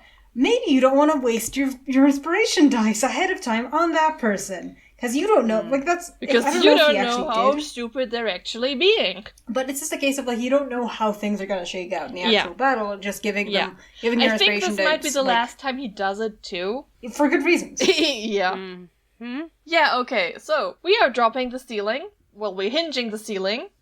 The Fomorian is dropped and ceases to exist. And the bottom table holds up scores. Which he despawns. Yeah, he despawns. It's just, he clipped out of the walls. Oh no, he's out, he's free. He went out of bounds. He's still falling in a loop, but under the map texture, so we don't see him. Oh no. Yeah, the bottom and- table holds up scores, which is a lovely, lovely touch. Yes. It's a lot of visual aids in this one. Yes. They have really cool camera angles of the map Matt drew with the cages on it and the cake topper thingies to hold up floating things. We can almost look into his binder. Yeah, we can almost look into his binder. There's also a cool camera angle from up with the flying carpet before, like, the arrow happens, which I really like. Mm-hmm. Yeah, and then we're in the fight. We're in the fight, and some people are on top of the ledge still, and some people are just jumping down into the battle. I'm pretty sure everyone is on the ledge right now. To begin with, yes. Yeah. But pretty soon, like, Grog jumps down, and Percy, like, does a cool swing down. Okay, also for the record... No, Percy stays up. Percy stays up. Percy stays up, you're Percy right. stays up, he does a Percy's cool swinging on thing, top with his gun, Yeah. because he's ranged. Him and Vex are up there. Mm-hmm. So what does he do with the natural 20 at some point with the rope? No, he doesn't do it with the rope, he does it with the, I think the contraption with the Elder Brain in it? Oh, I see. That makes sense. Yeah, really cool moment. Tiberius is like 40 feet up in the air or something from where you dropped the Fomorian mouse thing. And we'll be starting his B-plot. Is it my time? Please. You know what? Sure. I can hang on to this, but also... Okay, like, first of all, before you do that, what I noted is that Chloroda does a thing. Chloroda gets down there, but I don't think Chloroda takes fall damage because he can, like, levitate, or he decided to take that damage, or whatever. Chloroda gets down. And Orion... Chloroda gets down. And Orion... Chloroda gets down. Orion immediately gets viscerally angry at Chloroda doing things because of some secret plan he might have had in his brain. Didn't share with the table, and least of all Matt. And now you can go. Didn't get agreed. Mm-hmm. Lily, your turn. God. Yeah, speaking of turns. Okay, so one. Yeah. It's your solo. Go. One, the thing that Tibbs asks to do should take somewhere between 3 and 6 turns, depending on the amount of distance he has to cover. Just the monologue he has should take like 3 turns. Oh yeah, no, we're gonna get into that. Which, like, it's like, I'm gonna cast fly, that is an action. I'm gonna move a bunch, that is an action or 2. I'm gonna cast alter self, that is also an action. I'm going to attempt to negotiate, that is an action.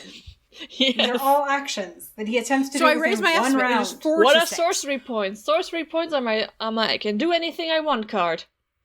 Yeah, and I mean, to be fair, I think he quickens something at one point, but like, he's doing a lot of shenanigans with the perfect He that don't make literally any says, sense. I use 5 sorcery points. What does he use those for? We don't know. Yeah, I'm allowed to none do of this. those are 5th level spells. Quicken takes 1 sorcery point per level of spell, I believe. Doesn't it just take 2 by starting, default? Starting with 2. Oh, did I just never get Nope. that high? Quicken spell, 5e. Quicken spell. You spend 2 sorcery points, it just automatically becomes a bonus action. It does not actually have anything to do with spell level. Never mind, thank God. But that means I been a don't know what the sorceress. hell he's doing 5 for. Yeah, that's why I'm constantly sitting here like 5 on what? On what? What Exactly. are you? What? I'm getting the Even- DM to let him do stuff. I mean, even if we Which accept is- that you can just spend 2 spell slots per turn that are both of higher than 2 levels, what are you doing Which with those is a- sorcery points? What? We haven't actually Matt has not made that rule yet, but like, yeah, no, this whole sequence is bullshit. The way he snaps at his DM, like, that's just what I'm doing, like, make it work, is extremely rude. Very rude. Mm-hmm. But then there's, like, also the mess to do with balance. And this is the thing that I've been threatening to talk about for the entire time we've been recording. That's why you're here. Which is, when someone makes an encounter, that encounter deals, has a balance based on the number of characters involved. D&D is basically a really horribly, involved game of statistics, wherein everything has a given chance of affecting you, which is different based on your particular abilities and so on, but, you know, and a expected amount of damage per character per round. If this math changes, the battle gets either easier if you, say, summon 3 eagles to soak up a bunch of damage. Or you cast haste and suddenly have more actions per turn. Right. But if your sorcerer, who is a pretty heavy damage dealer, fucks off, you do a couple things. One, there is now one fewer character to soak up damage. You have less damage coming out of your half of the battle. The battle itself gets longer because there is now less damage coming from your side, which means the thing can hit you for longer. This is why I reduced the hit points to 0 is not actually a bad strategy. It's just, a little bit, how do I say? Yes. Simplistic? Not judgmental. It's just, it works, but and what this means is that because the battle just got harder, it is now more likely, and people are going to be taking more damage, it is now more likely for someone to die. Which happens. This is a problem. Which happens. Literally Grog happens. dies. And they do get him back up on his feet before anything can go horribly wrong, which is fantastic, and I think can be chalked up to the fact that they have a freaking druid. And a cleric who is right there next to him. And because we have Percy making Kvarn's life very, very hard. Yeah, and at that point, the fact that Pike was still up and stuff, they were just doing very smart positioning in general, which mitigated a lot of the damage the Beholder could actually do to them. Yes, and this is a problem because when one person goes down, you then have to take a lot of time trying to get them back up. Grog, yeah, exactly. Actually does some seesawing. He goes down because and pops back up because Death Ward, and then he immediately goes down again. Yes. And if that's the hero nightmare scenario. Longer, if he basically Grog's problem following going down was getting his hit points out of that danger zone. Because, the last 10 or so hit points that you have are the difference between your healer having to run interference and your healer being able to do literally anything else. Such as keep the other characters alive. And up. Keep themselves alive. And this is where you get death spirals, because when one character goes down, suddenly your damage output drops further, other characters become more likely to die, and so when Tiberius left, he swung the entire battle closer to a death spiral. It is just so singularly self-absorbed. Yes. That, watching this now made me grind my damn teeth. I don't grind my teeth as a rule, and I'm really very, I don't know how Matt stayed that calm, because Matt is a far less angry person than I am, but, Fun fact, if you watch the dance part at the end, when Matt isn't dancing, he is in the corner having a very tense conversation with Orion. Oh, yeah, no, but, he held good for him. Did, yeah. But, I would have, there would have been some color commentary on my response to a player who did that. Because that was a shitty maneuver. Also, just to put numbers on this, we have already established that Tiberius just has the ability to cast as many spells on a round as he can. The amounts of damage he could have dealt would have gotten us out of here an hour early if he had just participated in the 3 or 4 rounds of combat he wasn't present for. But no, he had to go be a main character. You know what also frustrated me? Yes. Is when he comes back at some point, he asks Matt, how many spell slots do I have Dude, left? that is not Matt's job. You tell me what you've been using those sorcery points for. You fucking tell me, bro. Have you guys told people what the actual issue with the spell slots comment and sorcery points comment is? Because I don't remember if we covered the other part of the reason, other than him being a shitheel, that he got kicked off this table. Oh, yeah. Yeah. Oh, the cheating. Just as a refresher. Roll, 3 source tracking. He was fudging dice rolls. He was fudging sorcerer, everything. You will, actually I do remember you talked about this, because you talked about Marisha checking on his dice. Which puts more stress on Marisha, who's already dealing with a lot of bullshit from the fandom. Yeah, the one person who shouldn't have to keep track of somebody else's resources is a goddamn druid at the table. Anyway, so rant over, because the rest of this battle I actually kind of enjoyed, as far as battles go. Yeah, it's a really good battle. It's a really good battle, but it also drags on for a bit, and it could have been over 1 round or 2 rounds early if Tiberius had cast damage, because this is a thing. It also does not help that when he does come back and he does join the battle very, very he's pissy. Yeah, and Vex is basically... Yeah, because he didn't manage to convince an entire onslaught of mind flayers who were still mind controlled by Kvaran at that point. Like, what did he even think he was doing there? He just it's like the narrative is going to be what I tell it, which is Yeah, and also you have to deal with, like, the battle dragging on. Well, there's basically, like, an upset. So, Okay, to wrap this combat up, let's we're talk not wrapping about it up. We're getting to going- the good parts, because I really want to talk about Getting to the good how part, this okay. is like one of those this is one of those times when they are Is it? actually really good at combat. Because the positioning Yeah. is excellent. They have understood that the beholder has a mini cone that they don't have to be in, but the beholder can also only look at one person per round, which is, I think, what Orion assumed would be him, because why wouldn't you look at him? He's the protagonist. Yes. Turns out, and, like, Kvaran actually this is chooses Travis's to idea. Kvaran actually chooses to look at the closest threat, which tends to be Grog, which is fine because Grog can hit without magic.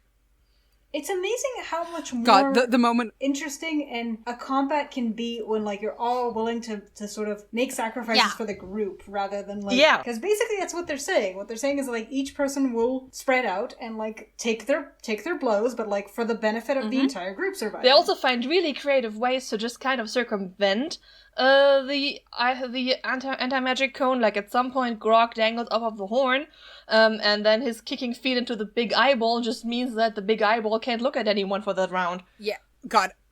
Yeah. The return of the I have an intelligence of 6. Yes! Watch yeah. this, and That's then such he a growls beautiful... like, "Oh, I love you, my perfect son." This is a great exchange. This is why I kind of want to say that, like, co-MVPs. It's just, like, Grog has so many good moments in this episode throughout that are just, like, involve him being willing to just, like, tank so completely. And tank in the full meaning of the word of just, like... Him and Not Kidior. just be, like, him and Kidior is just, like, being willing to tank not only in the sense of, like, I will take all the blows, but, like, I will be the most annoying person on this actively table. drawing aggro is just, it's beautiful. It's what he and Keyleth, like, It's kind of juggle beautiful. back and forth, because Keyleth also does a really good job as the Kidior. Yeah, I loved her explaining this to is them, like, just no, like listen, hit me. God, that was so good. Hit me. I can take it. I can take it. Ugh.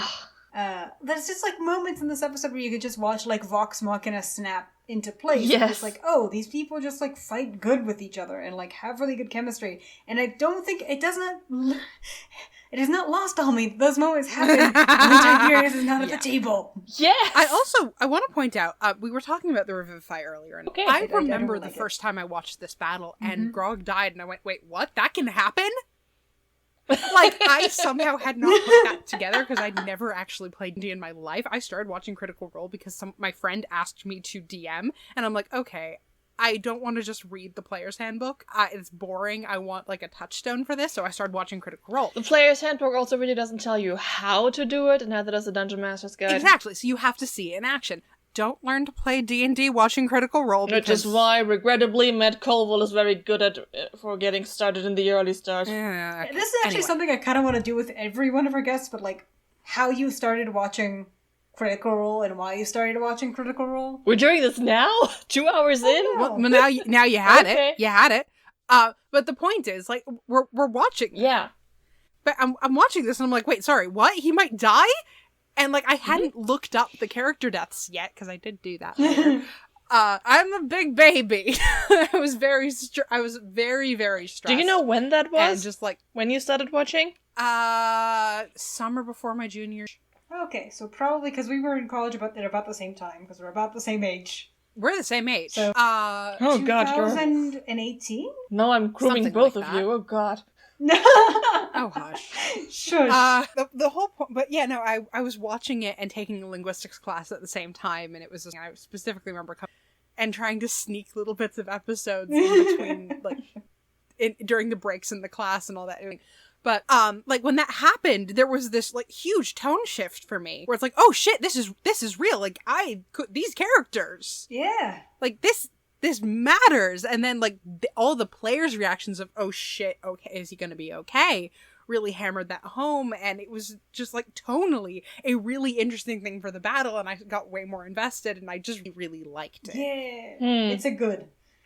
And like you rewatch it and you're like, you know he's fine, you know it has no narrative importance. It does raise his DC later on. It does raise his DC later on, but he also only dies one more time. You can also just watch like the wind kind of leave Travis once he hears it, like just like yeah, and like he's dead for like literally 2 seconds in game or something, but yeah. Actually, I think Pike's turn was right after Grog, so it was very much like, no, exactly. Get up. It was an immediate follow-up. Immediate revivify, so and it went well. Yeah, he's dead for 2 seconds in game and for maybe 30 in real life. Yes. But even those 30 seconds, it was enough, and I just really love the way D&D storytelling can go when you really buy into it. Cough, cough. But also without the bitterness, like they're just so into it, and I love it. And like it's like we knew Trinket could get like knocked out, and people could get knocked out, and like Trinket goes like, huddle down on the roof with me, buddy, and it's just so cute. And you're like, oh right, because no one's gonna revivify the bear. Oh god. Yeah. I think they would. And you're like, please put him in. It's kind of like professional wrestling. Pike would have revivified the bear. Like, yes, it's not real, but like it's the emotions that make it real. Like, yes. When you play make-believe. Yeah. Literally. You have to invest emotions into it to get some out of it, and that's what makes it worthwhile. And it's just so interesting to me to watch this happen and, like, watch on one side of the table, like, this be taken for basically, like, the first time of the campaign, just so dead on. And, like, not on the other side. And then there's Orion on the bottom, who's just like, I'm not even here. Yep. This is clearly set up to kill me personally. Once, he's not in the damn scene. Mm-hmm. God, him talking about that in the next episode. Okay, I have one more rant. Yep. Trust your fucking DM. Otherwise, why are you playing? That's the end of the rant. That's the end of the rant, actually. Just trust your fucking DM. Right. Talk to them. They will listen. Either they will listen, or they are a shitbird and you should leave their table. Yes. If Matt wanted to kill you, he would have done it ages ago, because you baited a lot. All you have to do is drop a rock on them. It's so easy to get you don't. He put him on a spire, so... You declare them dead, and they're dead. That's it. Honestly, yeah. You can just... The ways for a DM to kill you are plentiful, and you wouldn't even notice it's on purpose. Yeah, no, it's like... That's just not the kind of game they're playing. No, it's not. It's like, I like knocking people out temporarily. It's fun. In D&D. In D&D! It's very dramatic. We weren't going to say anything. Almost killing Cardia is one of the highlights of D&D for me. That's our paladin, who I took down 80 points in one turn because death clerics are terrifying. Mm-hmm. But like, I don't actually want her to die. I want her to tell a good story, and sometimes to tell a good story, you have to make her bleed out the eyeballs. We already have eye horror tagged. I can do that. Just for fun. The other thing that I want to talk about is Percy. Yay!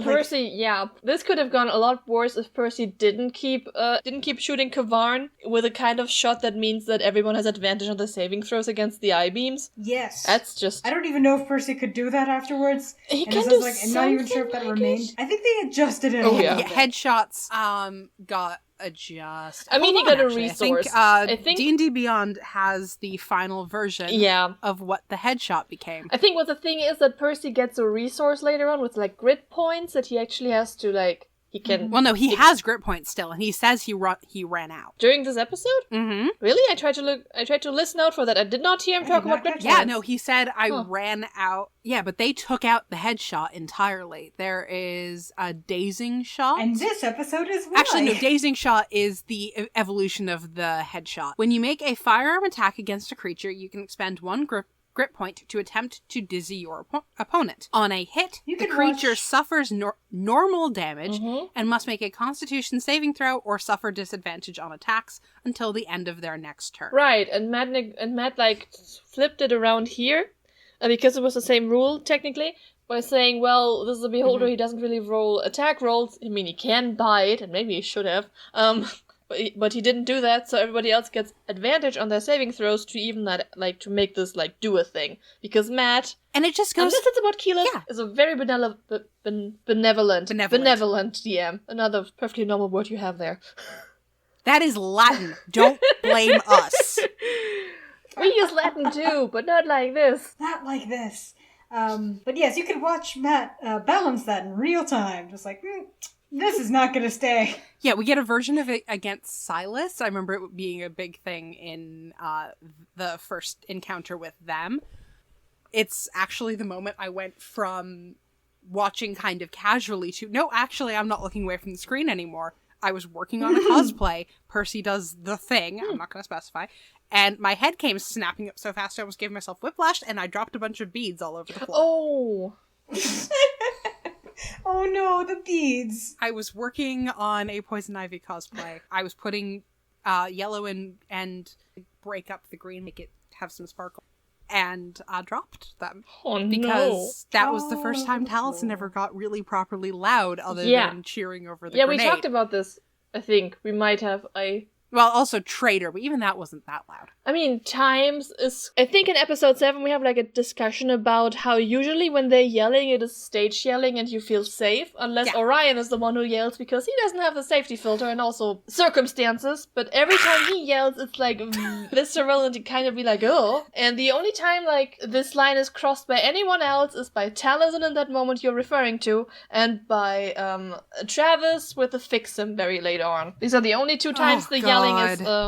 yelling goes beyond the... Yeah, it's real. It goes beyond the we are playing a game here. It cuts through. Yeah. Unless Orion's yelling, because Orion's yells always cut through, and the line is extremely blurry. Yeah. In a bad way. Oh boy.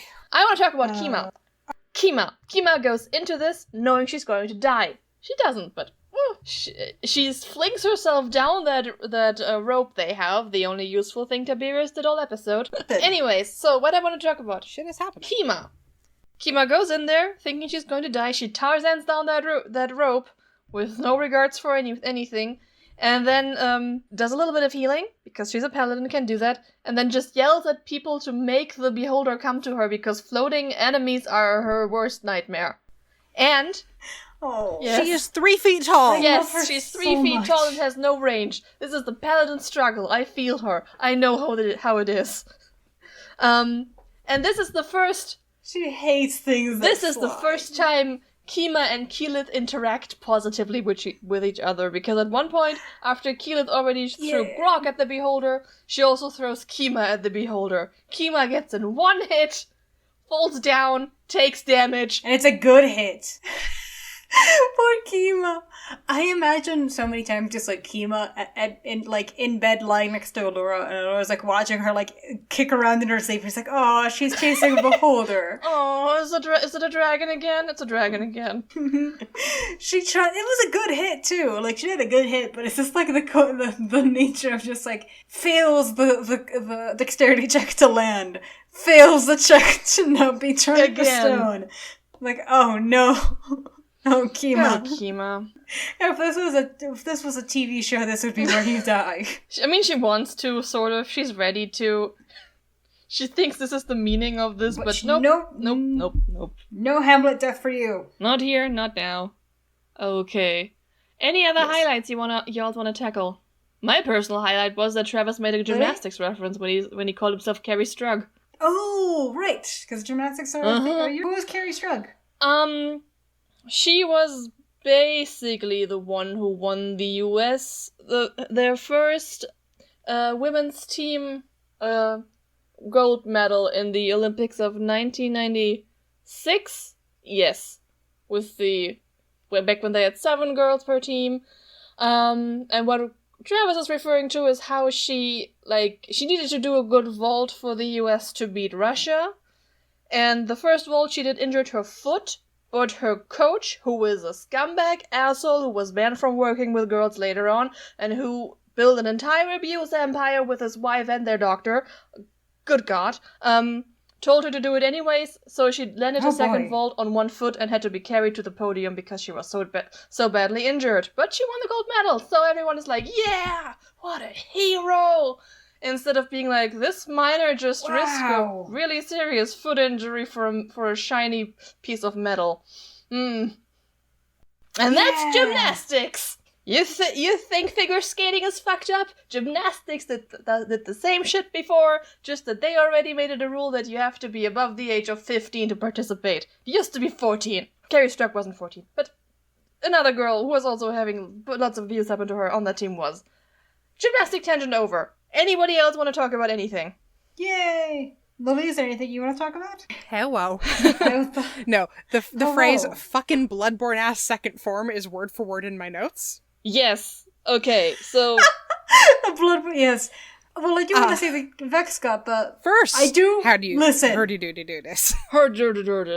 Yes, Vex gets it. Vex has been a very good combatant this entire time. She too has been taking an amazing shots and cuddling Trinket. And she was so worried about it not working. Yes. And there was anti-magic stuff, and then she killed it. Yes. She killed it. She killed it, because she's like, I'm just gonna be up here crying. It's like, oh, honey. And she's hugging Trinket, and it's cute, and I'm so sad because, like, she immediately loses the spotlight, but, like...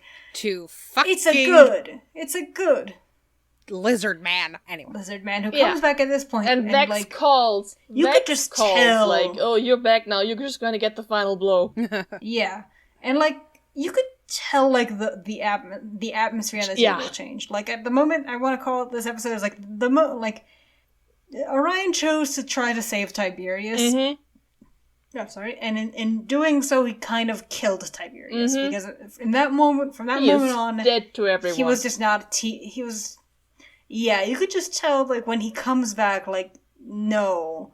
Like, that is, the mood on the table has changed. The energy is just dead. Like, they get, like... They've had He's there, and the energy goes down. Mm-hmm. Then it goes up a little bit when Vex gets the kill, and everyone is like, whoa, and Orion, being the asshole that he is, starts packing up.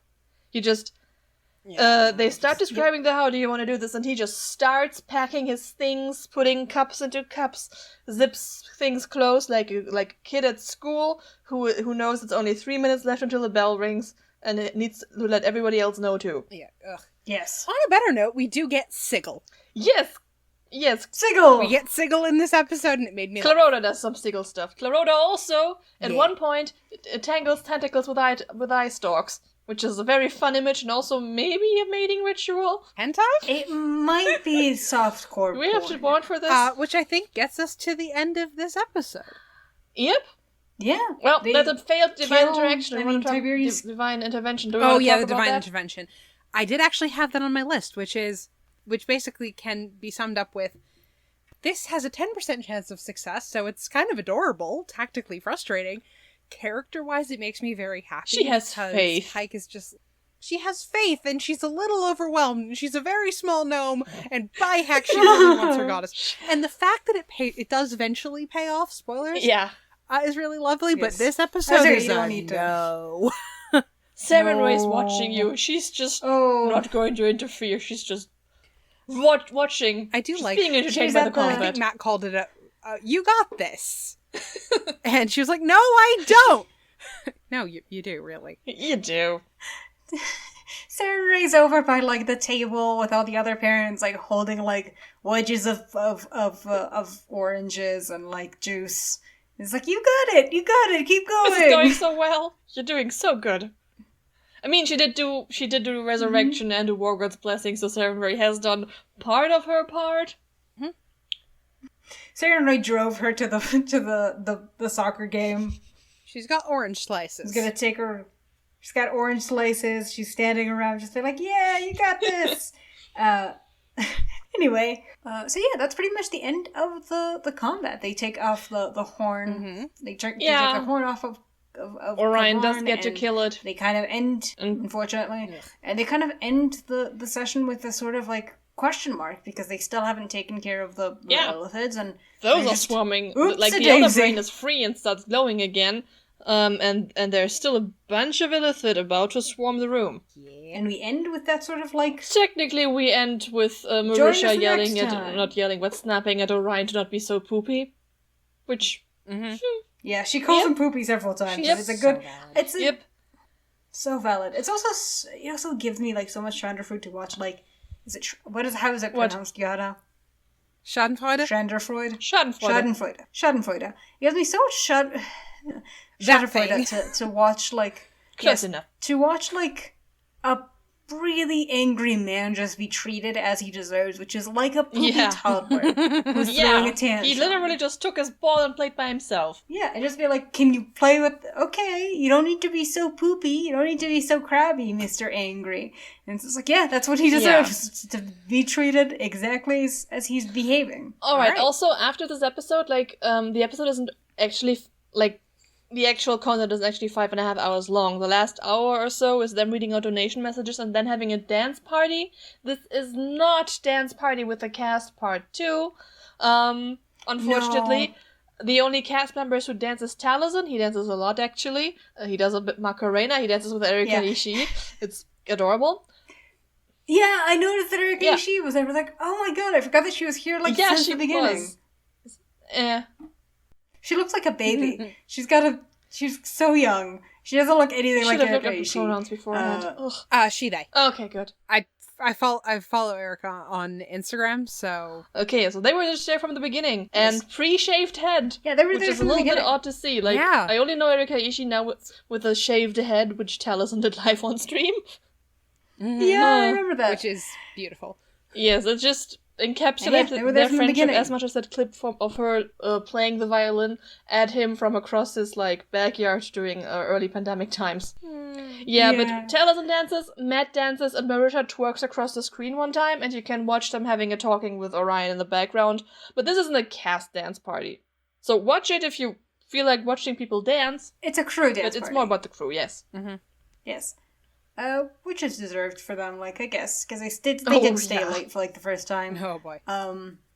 I did wonder a little bit as I was watching this, like, I wonder if Taliesin is staying here so late because, like, everybody else went home and he, like, carpooled with Matt and Marisha. I just thought it crossed my mind. Maybe. Like, this makes sense. I don't want to drive in LA and, like, it does make sense for them to just be like, oh, Taliesin can't go home, we drove him here. Taliesin, go dance, we are going to have a conversation. Are we going to do the ratings? Yeah. Yeah, I think we're done with the episode. Let's do the ratings. Let's go to your amazing, detailed, structured notes on the ratings. I don't know how to do a drum roll without or my microphone getting very pissy about it, but... There's a drum roll in our hearts. Our wonderful Purvan Scale. Which is actually going to be fun because we usually bounce them back and forth, so now we have 3 people to bounce them off. Yeah, so... Alphabetical? Does that make any sense? We don't have to do the 3-way rock, paper, scissors thing. You go first, Bal. Yes. Okay. So, the P in Purvan stands for pizzazz. And I actually kind of want to give points for this one. Mm-hmm. Yeah, there was Keydior. There were good headshots. I don't think Keydior counts for this the physical stuff. For this category. It's more about the presentation and, like, the production value and stuff. Fair enough. So this would be... yeah, and I want to give, visual aids, then. Yes! Trinket ink visual aids. There's a bunch of visual aids. There's the trinket plushie. There's the t-shirts. There's the really goddamn mouse they just had. There's the goddamn mouse. I also kind of think that they kind of played with the camera for the first time here to show the battle map. We got really cool angles on the battle map. Yeah, they got cool angles. So I think, like, in this one, I want to give it, like, a solid 2, if you guys agree with that. Mm-hmm. I would. 2 points? Yeah. 2.5? I would go higher. 2.5. Let's give it a 2.5 for pizzazz. Okay. Oh, God, she's keeping track. Yeah. Math. It was so much more organized than we usually do it. You. If we go by alphabet, I'm next, I think. Mm-hmm. So the U is for uncomfortableness. Yeah, so vomiting, the uncomfortable noises, the eye squishing noises, Orion's literal existence. Scanlan at one point tried to creep on Kima again. There was this offhand joke about having a person, like a sandwich. Yes. I guess, like, Marisha twerking as cultural appropriation. This isn't necessarily part of the episode, though. That's true. I'm leaning towards just a -1 because while all these things happened, most of them were fairly brief. True. And like we talked about, while Orion was like a grade A piece of shit through this whole was thing, getting called out. The reaction to him was satisfying enough to offset it. Yes, that is true. Yes, I do think that, like, he really does bring the atmosphere down. I'm leaning a little bit more to, like, a -1.5. I will go with the negative 1.5 too, but I think this is like a good I can do that. a good place to set a precedent that this is the kind of thing that can get an uncomfortable score to the positives if you call the stuff out. Yes. And it is called out. Yes. All right. Yeah, it was just angering. The next one, the R in Purvan, is playing realness. Yes. Which I was very, very happy with. I want to give this a point or two. Honestly, yeah. I was really happy with the grog moment. I was really happy with like Grog had great moments. Yes. the science and the whole speak with animals bit. Right. Right. He gets to talk to his form of bats. And all. It was so cute. And like you said, it really feels like Vox Machina was clicking really nicely. It just. I mean, we got a resurrection in this character-wise, one. other than some of the all the planning. So I don't want to give it a super high score, but I definitely want to give it a positive score. Absolutely. Any episode where we get a resurrection is a positive. We did get a resurrection. It is remarkable that even though most of this episode was just combat and big combat, it was also very in character combat. So this is Yes. like I will go towards a 3. Oh wow, okay. Yeah, Okay. I'm okay with a 3. I'm okay, yeah. Okay. Vexiness. So It's Bal's turn again. I jumped the gun. Vexiness. It's fine. Well, this is the part we're all the most excited for, so I don't blame you. Vexiness. I think it was Laura a couple, has a bear plushie. She has a bear plushie. Yes. She gets a how do you want to do this. She has like a fun planning session. Like I think this She is does. also leaning towards. There's an arrow session, and they chain something up together. I'm leaning towards a positive on this one, though. I do think it could be higher. I don't want to say like, oh, this is super high. I'm thinking like we need to leave room for the times when Vex actually does things and when the Persalia stuff picks up. So 1.5 to 2. I'm thinking 1.5. Yeah, 1.5 is good. Okie dokie. Yana.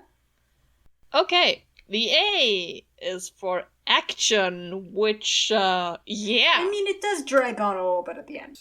Yeah, we have to just subtract a point and or some points for the fact that it gets draggy, the energy is brought down, and just Orion. But boy, oh boy, was this a fun combat. This is a fun combat. This is one of the few combats where, like, despite Orion just being an asshole, like, it's still worth rewatching. Everyone else was so on their game that it does. It was so cinematic and so engaging. It's like really dynamic. It's like everything just kind of flows in a really interesting way. Like it's one of those combats where like every single move, every single round, like changes the battle completely. It was very, very rewarding. We didn't even talk about Percy doing the thing where the contraption dealt 36 points of damage because he shot off one side. Yes. He shot it so it would hit Kvarn. Yeah. And it was a whole thing, and he's just such a smarty pants. It was a really awesome thing. Like, so I'm inclined to do like subtract something for the stuff that brought the energy down, but it's a 4.5. 4.5, right? I was leaning towards a 4. I wouldn't go quite Your that call. high. 4? Maybe I'm just 4 is also fine. I might just be really impressed because we didn't like the last. Yeah, though I do want to leave some room for improvement. 3.5? True. 4. Okay, we're okay with 4? All right. Lily, close us off. Yeah, I'm good with that. I don't quite feel it. I don't know. There are a lot of combats that I actually really actively like. One of them, but I liked it a whole lot. Really fun to watch the evolution. So Okay. yeah, I'll go with it. All right. Do you want to do the... Yes, and also present the last letter. Oh, right. I thought you said close us off that because it sounded like there's some disagreement about the the number. Words. The last N in Purvan is for 9 cents, which is to say shenaniganery and them being ridiculous. So we have the cold stone jokes. There was a lot of planning. There was so much planning. There was so much planning. Yeah, like 9 cents basically, is it shenanigans that distract from the plot or just avoid things, or is it actually building character or entertaining or something? The cold stone jokes are very funny. They didn't avoid the They did distract us from the awful planning. The planning is definitely a negative because they do spend like a really long time planning that goes nowhere. And there wasn't a lot of fun silly in this, but I think do you want to just give this a straight 0? No, I kind of want to give it a point. Yeah, I think the fun silly also, like, I think we could also just literally call Tiberius being like, nope, I'm doing wrong plot now. You're right. I was gonna give it a positive, but like, yeah, you're probably right. Zilch. What does that put us up? Which brings us to 9.5, Hey, Which is not pretty bad. dang good. 4, 5.5. Not bad at all. 8.5. Maths. Plus 1, 9, 10. Wait, no, there was a negative in here somewhere. There's Was a there a negative negative in here 1.5 somewhere? right here. The uncomfortableness, yes. Okay, that makes this... The first one is a 1. 4, 5.5, 9.5, yep. 9.5. That's really good. This is... Yeah, So I think they're they're the picking highest score so far. They're picking up. Next Yeah, episode, and like stuff, but the end of We'll see. we are so close to the end of the Underdark that I can taste it. I can see freedom. We're literally out the next episode. Only half of the next episode is in the Underdark. Yeah, we're gonna have it. It's gonna be. It's gonna be over. we're free. There's more. Can you believe that there's more campaign after this?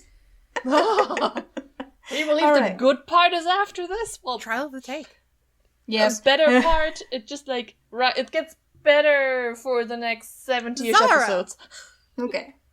Zara, Yes! the she's after this. Briarwoods.